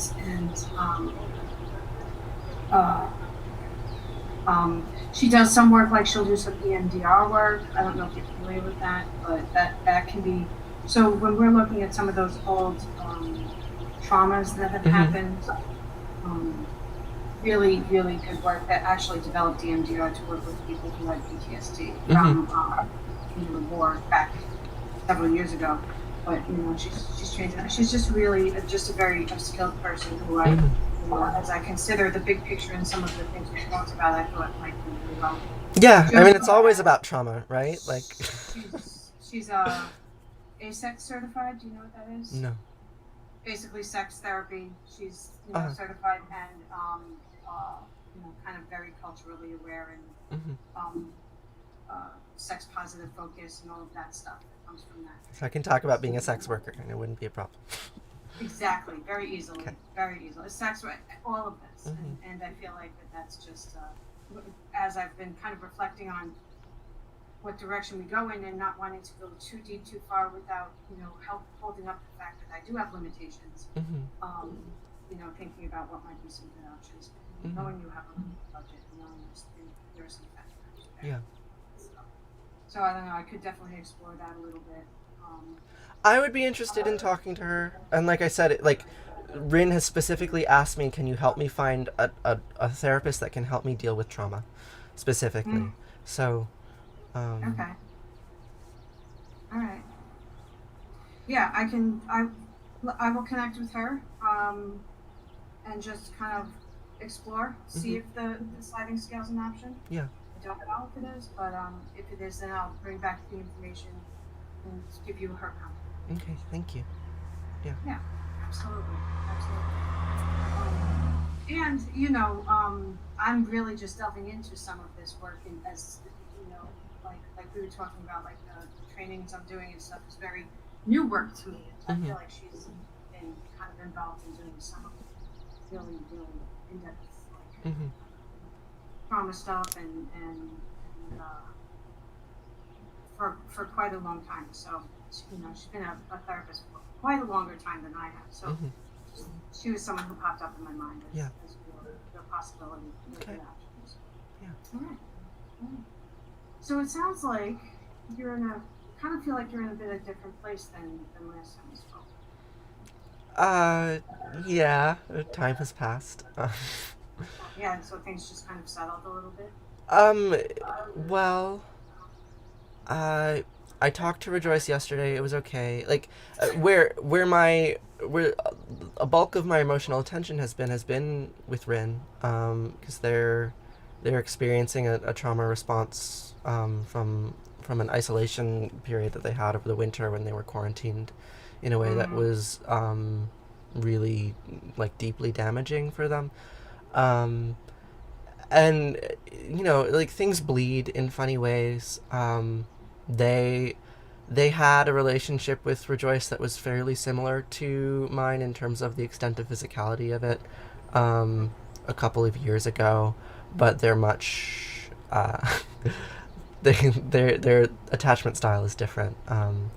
So conflict never emerged. But so they spoke with Rejoice for about 2 hours, and they were quite troubled at the end of that conversation, in large part because they're like sort of acutely depressed, or were, and they didn't really want to talk to me about what they had heard. I mean, Reggie's just very suicidal, and Rin also from time to time, and so it's a melange of emotions, and so How is that hitting you? How is that landing for you? Well, I'm more closely woven into Rin's mental, physical, emotional landscape than I have ever been, and so I've sort of been feeling their ups and downs, and as they're trying to process, and it's a delicate thing to navigate, just how close we should be, because there's absolutely elements that I can sort of like take on some of their pain physically, and like that's very good. Empathic. Yeah, like very good, like kind of profound in terms of the physical interaction of it, but it's pretty easy to get into bad resonance cycles with that, and so we've had to be careful about how, like, what kind of support I'm providing, and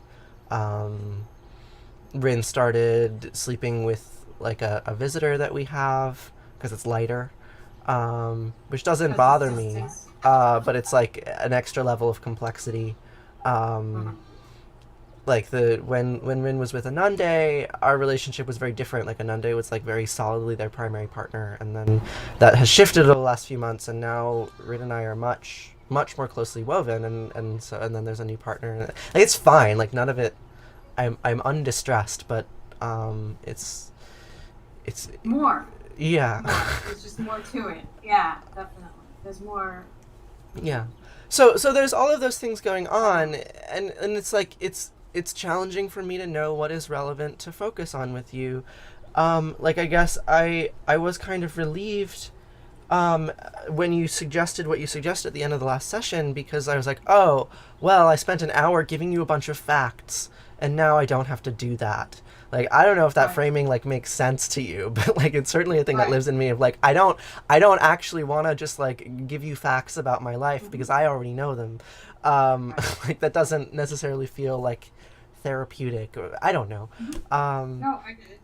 And like the facts of the situation with Rejoice haven't changed very much. Like the added thing is they had a conversation with Rin. Rin was deeply troubled by it, but Rin was already deeply troubled. I haven't really talked about it with Rin other than that, like, now it's a very sore spot. Like they're very wary of engaging me on that topic, which I don't blame them for. I mean, it is also like challenging to be stuck in like what Reggie told them was basically like a diatribe, right? Like very, very fierce, and like probably from Rin's perspective accurate criticism of ways that I behave.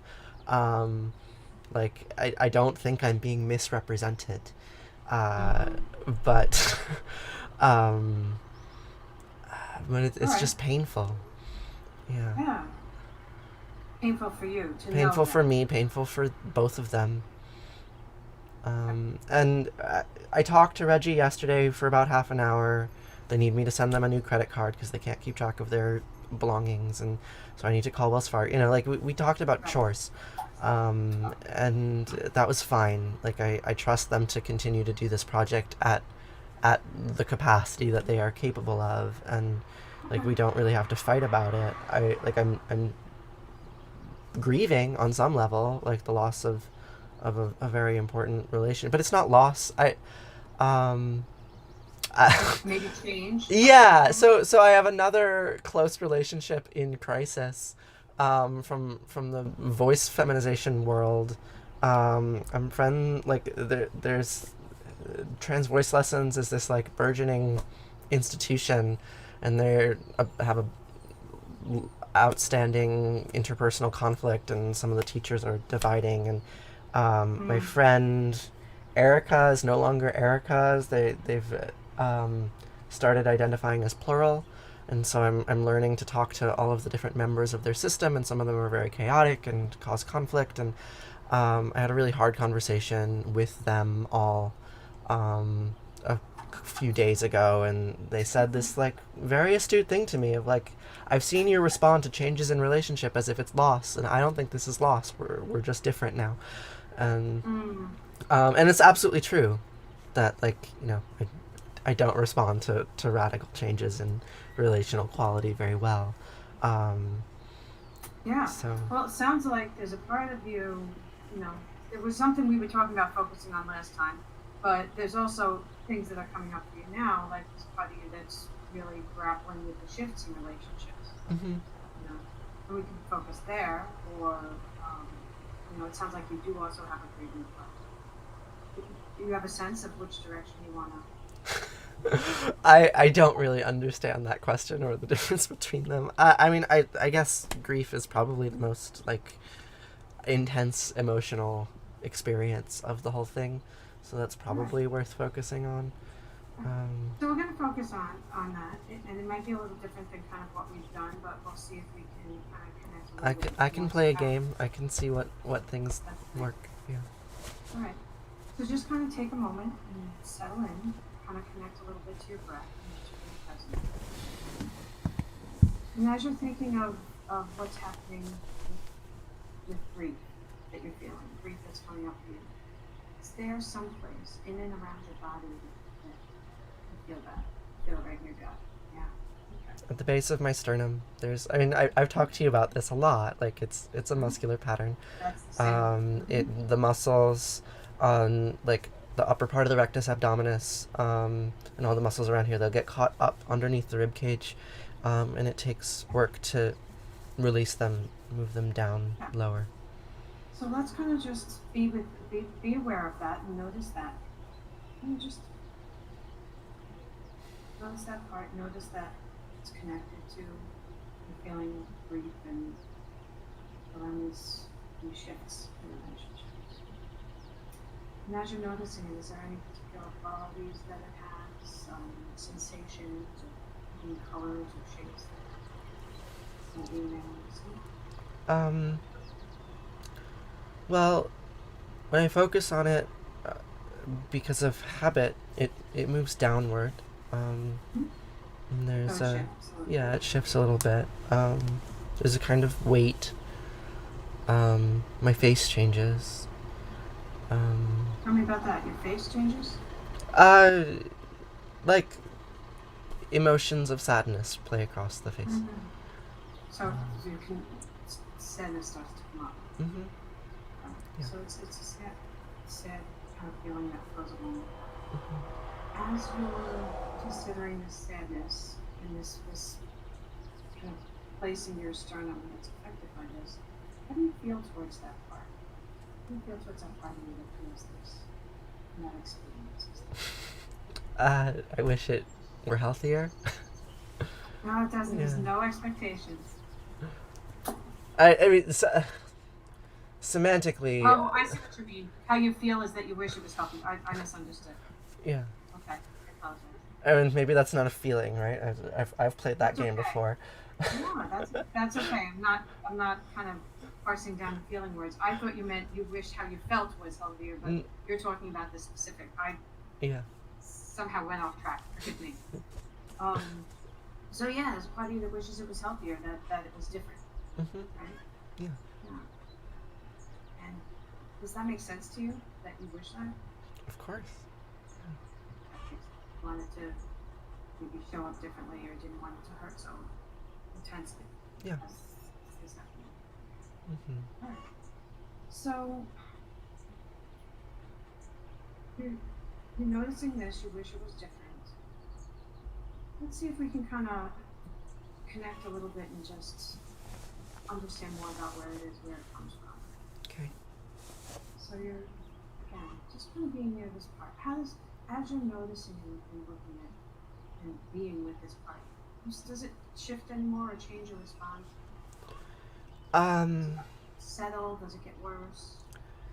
well, what I just noticed, which isn't very surprising, there's a nervous system tic that I have, that definitely got a lot more pronounced when I transitioned, of like twitches that originate in the pelvis. And they occur at times that I feel more embodied, or get more emotional. Okay. So kind of as we're doing now and connecting to this. Yeah, I can feel like I'm not actually in a physical position that's very amenable to them visibly manifesting, because I'm sitting cross-legged and my back is pretty straight. But if I can feel the nervous system doing the thing. If I were lying down, you'd see subtle twitches in my legs and in my back. Yeah. Yeah. Yeah. So it sounds like as you focus on this, if there's some reacting, there's some other parts of you that are kind of showing up and responding physically. Yeah. Yeah. And does it feel and you might I want you to kind of go in and ask this part of you, kind of connect and say, are those two separate parts that are reacting, or is it that same kind of sad grieving part?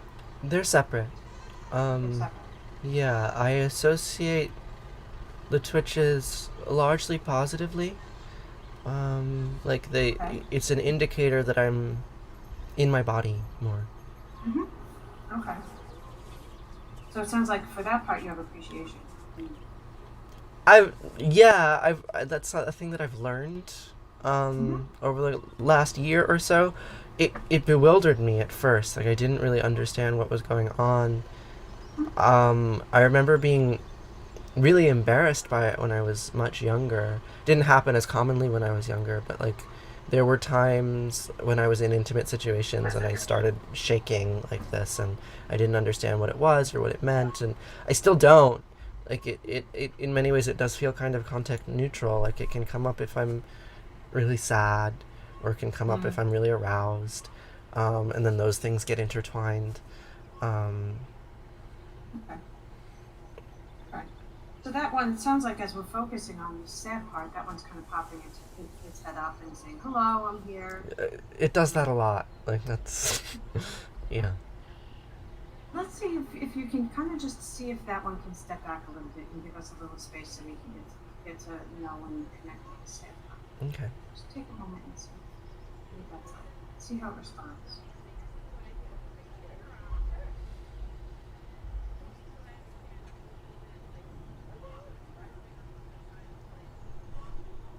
My face changed again.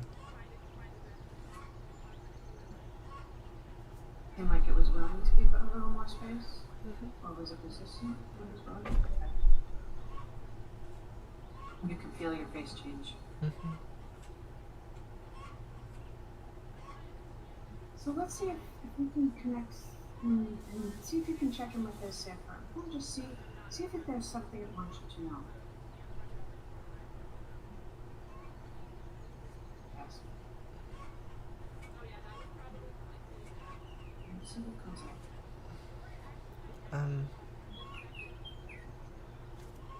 I don't know. You don't know? It's not clear. That question, is there something you want me to know, is not. I don't know how to work with that. Don't know how to. I'm sorry. I don't know how to work with that, or like that. If I ask that while feeling the things, I don't get information back.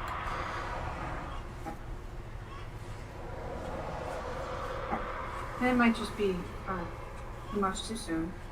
Sometimes these parts are just like getting our attention and spending time with it for the first time, and they're just even getting used to that presence of being there, of you being there. So how, if you can kind of check in and get a sense of how close are you in proximity? Pretty close. Pretty close. And how is it responding to how close you I can feel it more vividly. my thoughts feel colored. Dark. They feel dark. Yeah, I mean, it's a metaphor. It's a fine metaphor, though. It's not inaccurate. Like, yeah, the topology of my mind, where I can go, is dyed by my attention there. Yeah. And now, do you feel like you're with this part, or do you feel you are in this part? You know what I mean? With or in? Yeah. Uh, Do you notice it is separate from you? As you're focusing in and just being aware. It vacillates, right? Like, it's not hard for me to identify it as like, oh, there's that tight part in my sternum, right? And like I can view it from the outside. I can also view it from the inside. Like, I can put my attention into it. I've practiced doing that quite a lot, actually. Kind of being just, yeah, I get it. Okay. All right. And so is it willing to let you, as you kind of go and focus on it, if you can focus on it next to you, is it willing to let you get a little closer? Yeah. And what's that like? How's it respond? The twitches get larger. It feels larger. In the sternum, or the separate twitches are kind of getting a little bit louder? The separate twitches get louder, and the area that I'm paying attention to in the sternum increases. Area, the pain, the discomfort increases? I wouldn't, no, it's not, it's like an orb that expands. The area that I'm aware of increases. I wouldn't say that it gets more painful, though.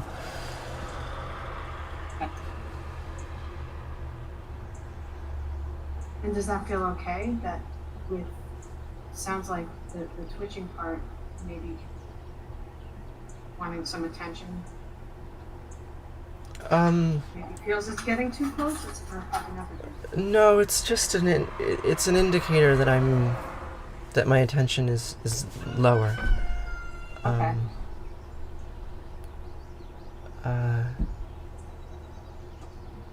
Just be there for a minute and see what comes up as you're kind of being there next to this. That world that has you.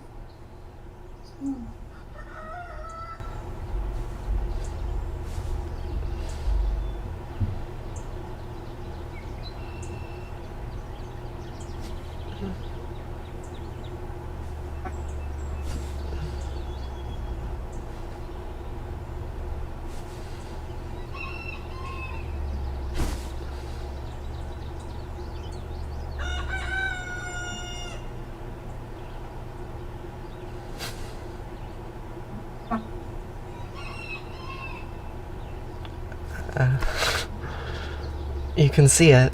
I don't know. Yeah. There are spasms that can originate here. That one almost started. Okay.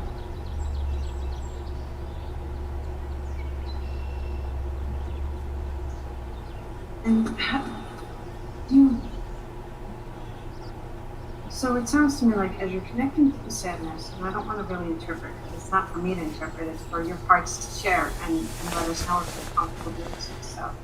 But kind of like there's a little bit of an intensification of things as you're focusing. Does that feel right? And is that okay? Is that too much? It's fine. Okay. It's like, I think it's good. Like, I like going there. Okay. Like it. So as you're kind of being, and again, being next to that orb, it seems like this orb's got a purpose, it's got a reason that it shows up. And see if this orb is aware of you. It's separate. And you can ask.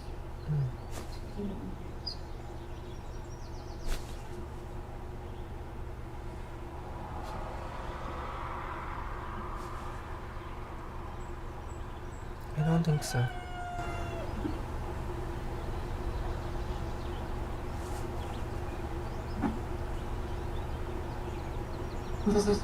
How's the twitch? Your signals. Say that again. How's the twitching part? Does it feel like it's getting in the way, or does it feel like It's never felt like it's in the way. Like it's Okay. it's or distracting? Maybe I should say. This doesn't feel like it's distracting. no. It's a kind of pulse. Like Okay. it. And that, Yeah. the reason I ask is because I want to honor it if it needs something. You know. If it needs a- No, it's just an indicator that I'm embodied. Like that's the best conclusion that I can reach. Like it. Okay. I might ask you to check in with it every now and then to see how it responds Mhm. and to see if it's okay with where we're doing. Maybe now's a good time to do that. Just kind of notice that part of you that twitches and see if it's okay that we're connecting and getting Yeah. to know the org. Yeah. Okay? Okay. Like I said, I just want to honor all the parts that come out. Mhm. Okay, so maybe this orb doesn't know you as separate from it, right? So, do you have a sense of how old the orb might be? Very. Very old? Yeah, the first time I can remember experiencing it, although I'm sure it's older than that, but like the first conscious memory I have of it is when I was 21, in the kitchen at Four Warner, getting evicted by the property manager. I remember feeling really, really tight there and getting shivering. I was so cold. This was in the end of May in 2013. So almost exactly 8 years ago. That's the first time it's kind of aware that it emerged. Yeah, and I got very depressed after that period, and I remember feeling tight and anxious here more palpably than I could recall earlier. But I'm sure it's a pattern that's older than that. Like I think it derives from the fact that I have deformity in my chest. Like I have tension in my sternum physically. So let's see if we can ask it how old it is. Just go in for a minute and just ask, how old is it? How old is it? What pops up?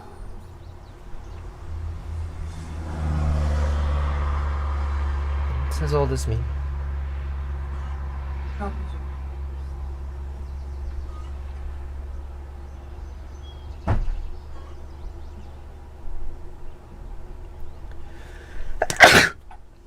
Bless you.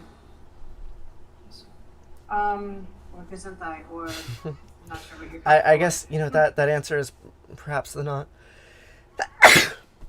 the most helpful for you, right? You want to be able to identify it back to some moment. No, I want to actually know whatever it's sharing with us. So we don't have to. We're not necessarily trying to make anything happen. Okay. No agenda. We're exploring. We're learning about what's coming up for you. Okay. In your life right now. So, okay. So it's been around. It feels like it's as old as you. So, in some sense, it sounds like it's been around forever. Yeah. Maybe from a very, very young. Much as you can remember, maybe. I have stories, and I guess the more I tell them, the more true they get. And if you want to, we can continue to do that, or if you want to share the story, you can. Maybe it wants to share more stories. Well, I mean, this feels more analytical, but when I was 3, I fell off of a ladder and I landed on my tailbone, and I couldn't walk for a period of time. And I feel pretty confident that injury and the way I healed from it is related to why my nervous system twitches the way that it does. Yeah, so that's what comes up as you're considering this part. Is it kind of? Well, what parts? I mean, they're all connected. They're all like this tightness right here is not implicated by me falling off of a ladder when I was 3, right? I landed here. I landed on the right. But this is where the twitches originate. So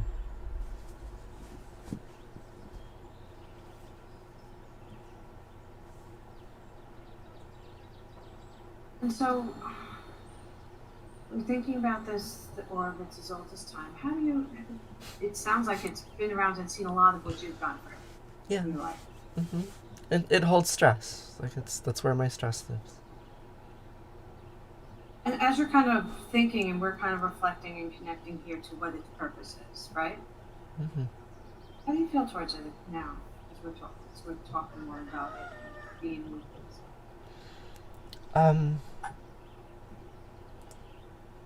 Well, it's confusing, it's bewildering. I've been working with it in various ways for over a year. My relationship with Rin is deeply tied to it because Mm-hmm. the way we started was that I asked them to do body work on me because I knew I needed, there were physical problems, and so for months before we were sexually intimate, they would just massage here and pull it down. So I've come to associate the pathology there with getting to know my body better, like being more embodied. Like the twitches that are related to it, like either spasms here or elsewhere, like they're on the border between conscious and unconscious. Like I've experienced them vividly enough now, particularly when doing sex work. Like I know how to induce them. Like there are certain muscles I can press that will activate them, and I'm grateful that I know the way my body operates in that capacity. It was a set, like a system of awareness that I did a tremendous amount of work to develop. So I guess it's like it's a doorway into my body that I didn't have access to before. So Yeah. I'm grateful And for now that. what we're doing kind of is approaching it from a different place, right? Mm-hmm. And yeah, I mean, so what I hear is you have gratitude that you've kind of gotten to know more about that part and that how it functions and the connection it has to your body. Yeah, if we were doing this a year ago, I wouldn't be this articulate with you, and like Right, right. on some And you've learned a level, lot. I worry that the articulate, like my ability to articulate is maybe limiting because I have all this cognitive structure around it now. But Yes, I'm glad you put that up because there's a part that has there's a cognitive part that can sometimes jump in and take over. yeah, Yeah, absolutely. but it's But like it's a kind of understanding. Like I've been working with it for a while, but yeah. Yeah, yeah. So that's good. What I hear you saying is that you have awareness of these different parts of you. Mm-hmm. Different parts. Okay. Different times. So the cognitive part that kind of can analyze it and tell the story and give the specifics and break it down in a very technical manner. Mm-hmm. Right. Very but that comes up. Okay. So and as we're continuing to talk, we have a few more minutes. We'll kind of just take some time to go in and let this part know that we're going to come back and continue to connect with it if it wants us to do so, and I think part of this beginning work is really just going to continue to be with that part because it seems like it's coming up in a lot, but also to get to know some of the other parts that come up. All right. Mm-hmm. Does that sound okay? Yeah. So we can. Let's take a moment now. Go in. Next, there's the parts that seem to come up. We had the cognitive part come up a little bit. We'll call it cognitive part unless you want to call it something different. It's fine. And then the orb, and then the twitchy part. Maybe just go in and express some gratitude that those parts, shared with us. Maybe just see if you can, Yeah, I am grateful for them. I am. Let them know that.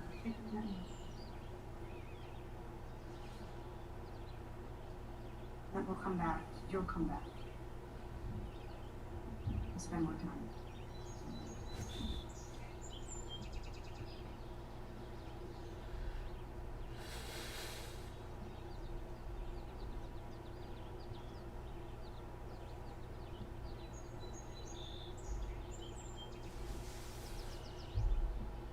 Is that all right?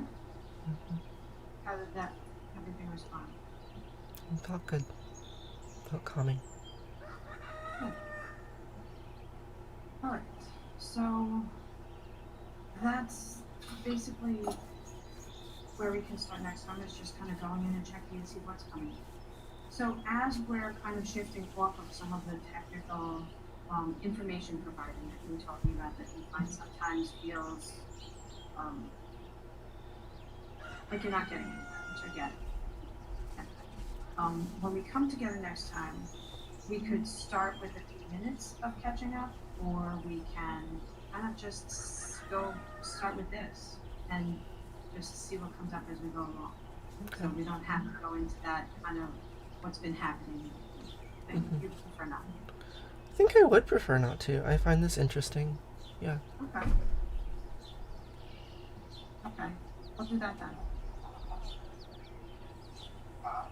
Alright. So let's take a look at the calendar and see what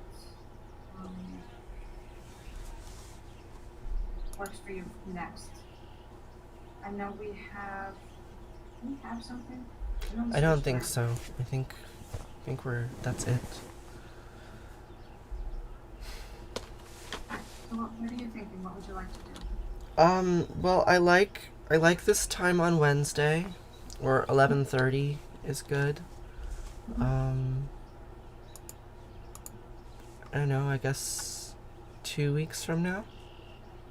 So 2 weeks from now I am off. So 3 weeks? We could, and then 3 weeks I could probably do 11. I can't do 11:30. Sure, 11 is fine. That would work? Yeah. On the 30th? Yeah.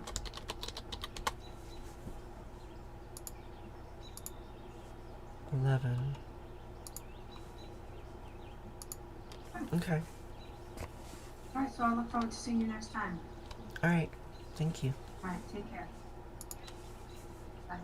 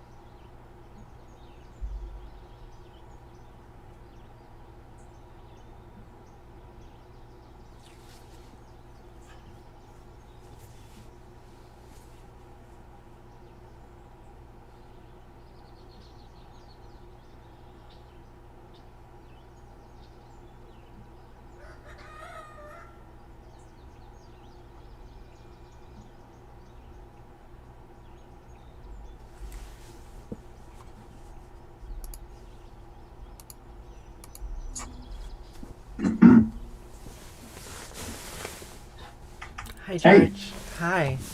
How are What's you? up? It's so nice to see you. It's been a while.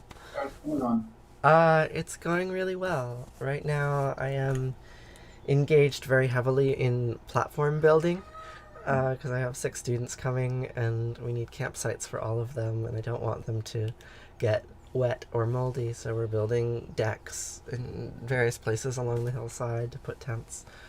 Um, yeah, I just bought $4,500 worth of lumber. The price of lumber is ridiculous right now. It like doubled or tripled since the pandemic began. So Yeah, even like plywood is really expensive right now. yeah, yeah. But we got everything we needed. Of like I was asking all of the students to apply for funding, and of the 6 that I've been working with, 2 of them were funded. So our budget is around $7,500, and it's tight, but it's enough to get all the materials and all the other things that they need so that we can run the program. So That's great. yeah. How have you been? Good.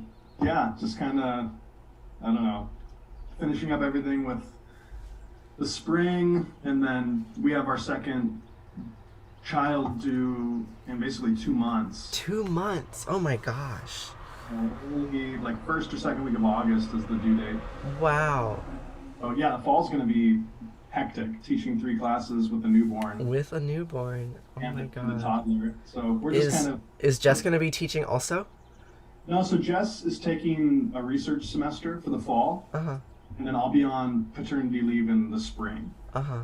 So for that academic year, at least one of us will be home with the baby, which is great.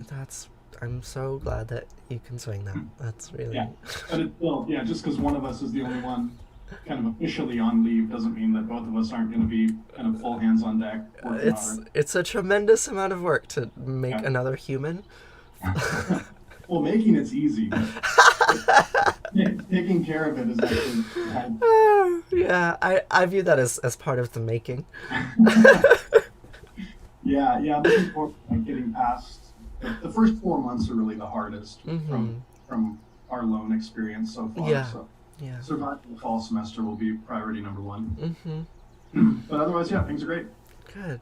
Well, I don't know. I want to be as useful to you as I can be during the fall semester, so it's good context to know. Yeah, good, because I might ask more of you. Who knows? I mean, it's funny, right? Like, managing another human is kind of as much work as just doing the work in some regards. So I hope I can actually reduce your managerial load rather than just like having another human to worry about. Yeah, But and I'm not even going to start thinking about classes until July. I've got some other like research type projects I need to finish in June, and Jess and I are actually going to visit my family in California for 10 days. We're leaving for a week, so yeah, I'm not really going to start thinking about classes. But one thing that would be useful regarding classes, and then we can move on to talking about your internship stuff that you're doing. I mean, if you can give me notes on things that you thought like went well and didn't go well the last time around, even though it was all remote, I'd be happy to like think about what kind of substantive changes I could potentially make, think do differently. If you don't have anything, that's fine too. But if there were things you're like, yeah, that was great, or you're like, maybe think about doing it differently or doing it this way. off the top of my head, the biggest thing was the geo data stuff that I think we could do better. And part of me is really like I hate to abandon the work that Jessica did setting up that, and like it seems like a good like students want that skill. They want experience using GIS, and you don't quite get the same level of kind of technological interaction by doing it with iNaturalist, but certainly it's more user friendly. Yeah. So that is like that's the one thing I want you to think about. Like, can we effectively go back and do it well and do it in an intuitive way using the ArcGIS kind of assignment protocol set up by Jessica Gorman? Because I really would like to give students experience with ArcGIS, working with a big data set that is taking data over time. Yeah, so can we go back to that, or is it simply just... Well, so it seems to me that there's potentially 2 goals. like one goal is a data logging goal, right? Like what is the experience of being out in the forest and like doing observation based work and be like, okay, how do you actually make a good observation? Of which having GPS coordinates is one part of it. It's also like one weakness that I thought that there was when I was that sort of showed up because the students were communicating with me online is how they took photos of the mushrooms. Like a lot of the photos were very poor quality, and like I tried to be like, okay, I want a photo of the environment, I want a photo of the cap, I want a photo of the stems, I want a photo of the gills, like give me those four in succession. So there's a component of like being in the field, taking the location data, taking visual information, taking whatever other information, and doing that methodically, and like having that be a data set that you or someone else can work with. That feels like one component. And then there's another component, which is, okay, let's actually do some analysis on GPS data or any of the other kind of data that we gathered. And we didn't really touch on that at all in the semester. It felt sort of like outside of the scope. And I don't actually know much more than that. Like I'm quite confident that having data in an ArcGIS database would make it easier to work with than having it in iNaturalist. But like having an assignment or a project that involves analyzing and processing that data feels to me of a different, like a sort of a different thing than can you teach students to gather data effectively for someone else to use later. Yeah, so that's a question, right? Do we want to have them like create an actual map that has like base layers, right? Like maybe we know it could be something simple, right? Like proximity to a water body or something, right? You can just have students think about fungal abundance and diversity based on some simple kind of layers of the map. Maybe that's a good way to create more meaning as opposed to just like uploading data points that they're not necessarily doing something with. So yeah, I agree with that. So that's kind of the big task. I don't think, I always tweak lectures a little bit to kind of, reference new papers and that sort of stuff. But kind of the structure of the lectures isn't going to change a whole lot. But I think that aspect of the class could be greatly improved. And now that we're in person, we might be able to do some better demonstrations and students more kind of, I don't know, first-hand experience and training for how to do that properly. So that would be the one thing I would ask you to think about. How can we make that more effective? Well, I will be thinking about it. My intention is to gather a lot better geographical data on the land here when I have interns here. Like that's a top priority of mine. And the way that I'm thinking about it is largely like I want to have a data set that I can use later, and I'm not actually focusing too much on what the use later is. So at a later time, right? Yeah. So I'm going to be focusing much more on like ease of gathering and fidelity of gathering. Like how rich a data set can we gather that's actually functional and thorough. So I'll play around with different technologies and report back. Okay. Yeah. And I'm not expecting you to do like anything over the summer, really. But that would be the one thing that I'll want help with for sure. I appreciate being in connection with you and having a dialogue about it. So, yeah. Cool. The other thing that I'm going to be developing over the summer that's kind of already doing much better than I could have hoped is really making mycological TikToks. So I have been working with these 6 students for 6 months now. Like, so 2 of them are from your class, so 9 months, Mike and Drew. And then there's 4 others.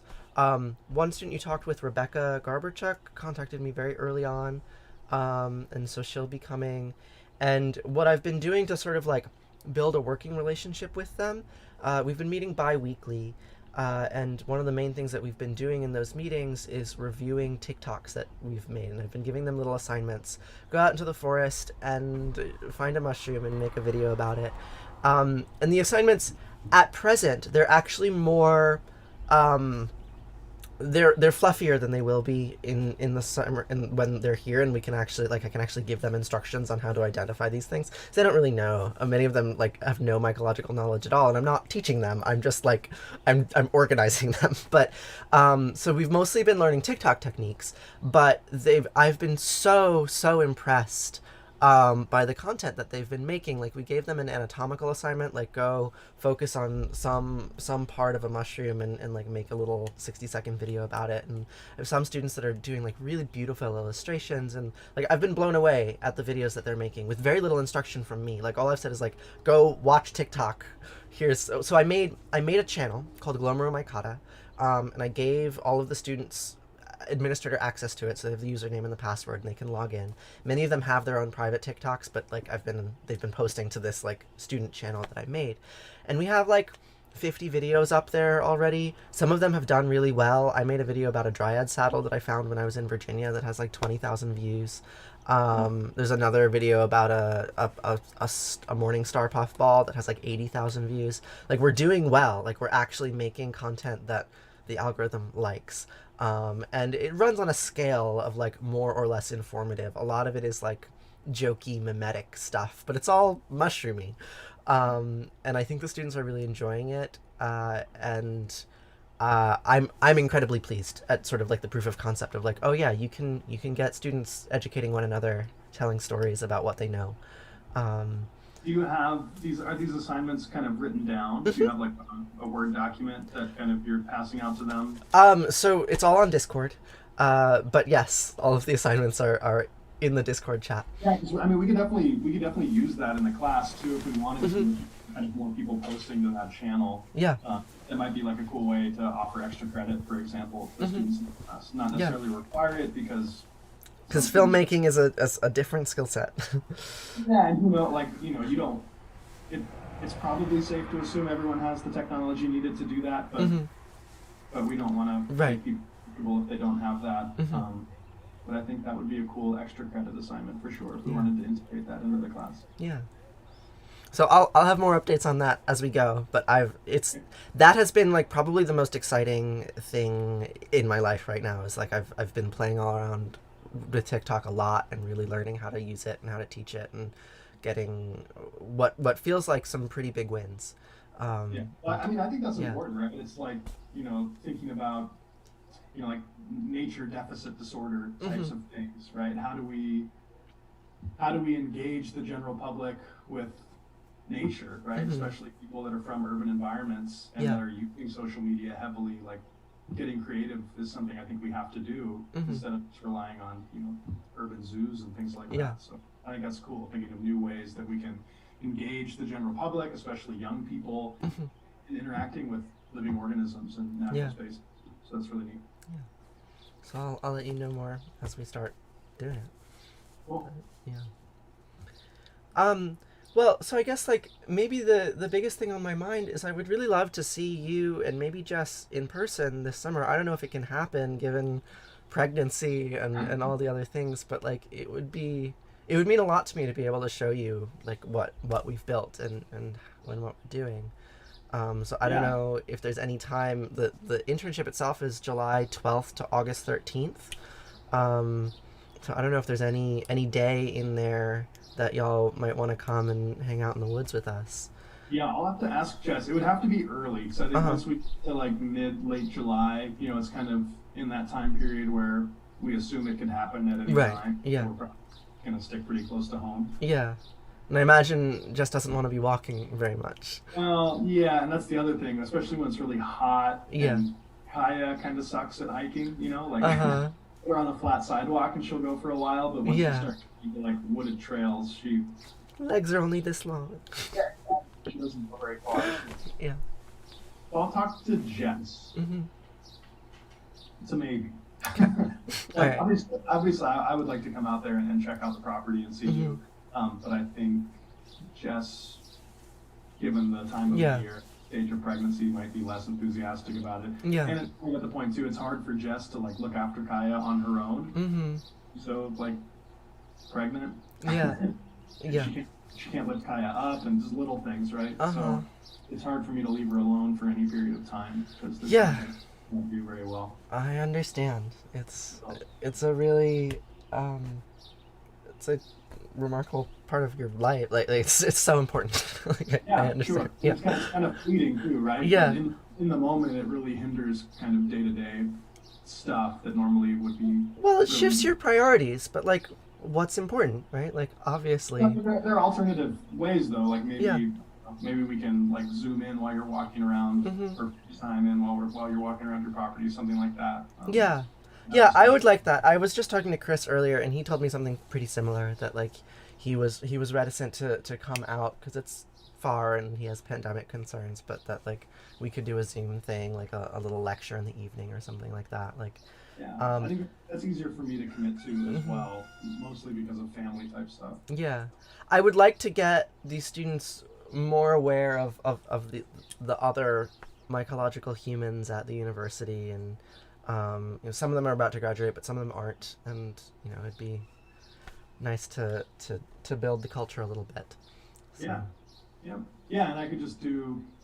I mean, I can talk about whatever you want me to talk about, but I could also just kind of give an overview of the class, which might just serve as kind of a general overview of the field of mycology. Yeah. So I could talk about something else too if you wanted. Yeah, we can think about it more. Let's plan for that tentatively. Okay. I can do some kind of remote thing early on during the internship. Cool, that'd be great. And I'm happy to be involved, with whatever you guys are doing as well, right? If you want me to look at data, you want to talk about data, that sort of stuff, I can always make time for that. But getting out there might be difficult for me. Yeah, well, so there's a longer term thing that's still super fuzzy for me. But we're gonna be making an herbarium of sorts. Like we'll be gathering fungi and marking when we found them and where we found them, and we'll have a physical collection at the end of it. I don't really know how to work with it. Like when I was doing a similar thing in Palestine, like I did sort of rub up against these questions of like, oh, well, I have this thing, like it's probably this species, but it also like really doesn't match anything that's described at that level of morphological detail, because the phylogenetics are underdefined, and like maybe this having this like little fringe around the cap like means that it's phylogenetically distinct. How do I find that out? So lots of like little questions about particular species that might be new species or separate clades or whatever, that like probably the best way is to do genetic analysis on them. And so we'll have some mushrooms in a box, and I'd like to do something with them in the future, but like there are 10,000 steps in between me giving you a vague question and like actually going through and doing lab analysis. I've never done anything like that. Like I have zero experience with microscopy or DNA stuff. I'm just aware of it. So, but that is stuff that I'd like to. Chris is definitely the resource for DNA extraction. Yeah. When it comes to things, like looking at spore morphology under a scope, like we can certainly do that sort of stuff in my lab space. And probably Chris's too. Yeah. So it would be nice to think about like kinds of lab things that we might be able to do with those specimens in the fall or later on. But I don't have any well articulated goals. Like mostly what I'm focusing on is like making sure that the students that are coming here are going to be physically comfortable, because it's going to be like some pretty serious culture shock for them, not just living in a tent, but also like my lifestyle is pretty out there, right? So it'll be fun. Like I'm looking forward to it, but like I'm mostly just thinking about day-to-day concerns, making sure that I have enough food for them and enough space for them, and that their time will be structured in a way so that they don't feel lost and aimless. And I think we'll be fine, but like that's where my head is at. Well, like you said, I think for your initial kind of intents and purposes, just doing that broad intensive survey is kind of where you want to start, and then you can think about questions to ask down the road. That's not necessarily the best way to approach science, but in this case, I think you can come up with questions down the road. It's the only way I'm capable of approaching science. That's okay, and honestly, that might be a good exercise for you to do with your students too, right? Yeah. Like, once or twice a week, have those brainstorming sessions where you think like, what do we do with this, right? What's something meaningful that we can build from these little pieces that we're collecting periodically? Yeah. That's a good kind of scientific academic exercise, even just critical thinking exercise for people to do. Yeah. You put your heads together in a group, you might come up with something that you wouldn't have come up with on your own. Yeah. So I guess that's sort of all that's on my mind. Like I mostly just wanted to check in with you, talk about visiting, talk about plans. I'm so thrilled that I'll get to work with you again in the fall. Like it was it was just a really incredible experience last year. Like because I've been TAing in various capacities, and this is the first time that I've had a position that I was like really deeply excited about, and It's going to be so much better this fall because Yeah. we interact more directly with the students, right? Like Mhm. when we're doing our collection checkoffs, like they have to come see us in person with the Yeah. mushroom, and it's just way more engaging. The students learn Mhm. more effectively that way, and we get to know people a lot better. So it's going to be more fun this time around. How many days a week will you want me to come into Binghamton? Oh yeah, so that's your issue. I'll have to think about that. Um, Typically, we've got like a field trip on a Monday, right? Mhm. So, Monday we have in the first part of the semester, there's no real lecture. There's that first lecture, and then we just do all field work and field Mhm. collection. And then the class Wednesday is just for checking off specimens. Mm-hmm. So, I mean, if you could come in on Wednesday, that would really be the only day that I would. Oh, but I want to go on the field trips. Well, that's not necessarily on campus, but that's true. So it would be 2 if possible. Okay. Because I really want to move away from the remote checks. Mhm. The students, the accountability is lower. I don't think they're learning. Yeah, there was this dreadful thing at the end of the semester where I got like 20 students emailing me on the last day asking me to check off their stuff, and I was like, really? Like Well, it reduces the burden on us too because Yeah. you have to bring in a fresh specimen, right? Yeah. If you don't have a fresh specimen, we're not checking it off. So Yeah. it's stuff that they're collecting over the weekend and on our field excursion together on Monday, and Mhm. then we're checking those things off together on Wednesday. Okay. So it really makes students more accountable. They have to do it Mm-hmm. in kind of real time before it's Yeah. too late. They won't have an opportunity to get everything they need at the end of the semester. So Yeah. so Monday and Wednesday. Monday and Wednesday. Okay. Great. If you can't make a couple Wednesdays, it's not the end of the world. I- Typically. I can do that. Yeah, that's totally doable. I can tell you like other schedule things on my horizon. It might be too early. You don't even want to think about Well, it. I But- will say too, it's Monday and Wednesday in the first half of the semester. That's when we're doing kind of the Yeah. field checks. And then the field trips end in November. When we stop doing the field trips, there's probably one of those days where you wouldn't Mhm. need to get in. Okay. Yeah. It's Because I'll be doing the checks for the duration of the semester, Uh-huh. but we'll be doing it 2 days a week. It'll just be the one day. Okay. essentially the lab section turns into the specimen check off section Mhm. of the second half of the semester. Cool. Yeah. It's a totally manageable workload. And I really enjoy it. So Well, yeah, and you can also think about like guest lectures too. If there's I would love to. Yeah. there's an additional, like obviously you can do the one you did last semester. I thought that was great. If there's an additional topic you want to work on, that's awesome too. Well, there was a thing that I wanted to do last semester that I had like mostly prepared. Is I'd love to do a thing on Glomeromycota because I think they're really special. And the only way you can access them is via lecture. Yeah, so I So- need, I just, if you have something worked up, I don't think you shared that with me. I don't have it worked up to the extent of like here's a set of slides that I would present. I would have to work on that. But I'd want it's- to see yeah. it so I Mhm. know what you're covering to make sure Yeah. that there's no redundancy and I'm Uh-huh. not covering one of the same things. Yeah. But that'd be awesome. yeah, I can think about that and work on that. Okay. Hmm. And Okay. again, check in with me when you decide what you want me to talk about with your interns. Let Yeah. me know. Yeah. If it's just like overview of mycology and then the class they could take with me, some of the topics we discussed, like that's easy. If you want me to do some other particular topic, let me know so I can put something together. It'll be something like that. I don't want to ask you to do too much work. So I'm running the internship with another mycological TikTok commune human named Jules. So I'll check in with them and set up a we'll figure out what we want and when and all that kind of stuff, and then I'll get back to you. Yeah. Cool. That's fun. Okay. So I'll check in with you in a couple weeks, something like that, like before the internship begins. I'll send you an email. Yeah, I'll be gone. We'll be gone the 16th through the 25th of Okay. June. I'll check in with you after that. Yeah, so ideally the 26th. Okay. And on. Sure. I'll be more responsive. Great. All Sounds right, good. Good to see you. Okay, you too. Bye. All right, take care. See you soon.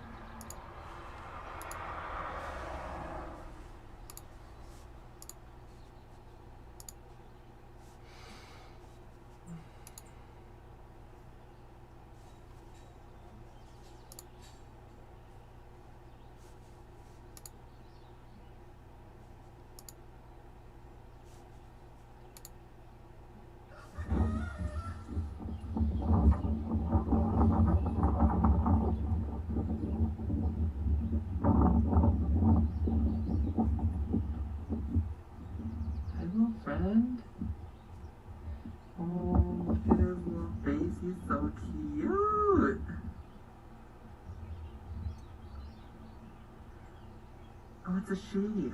Hi, lady.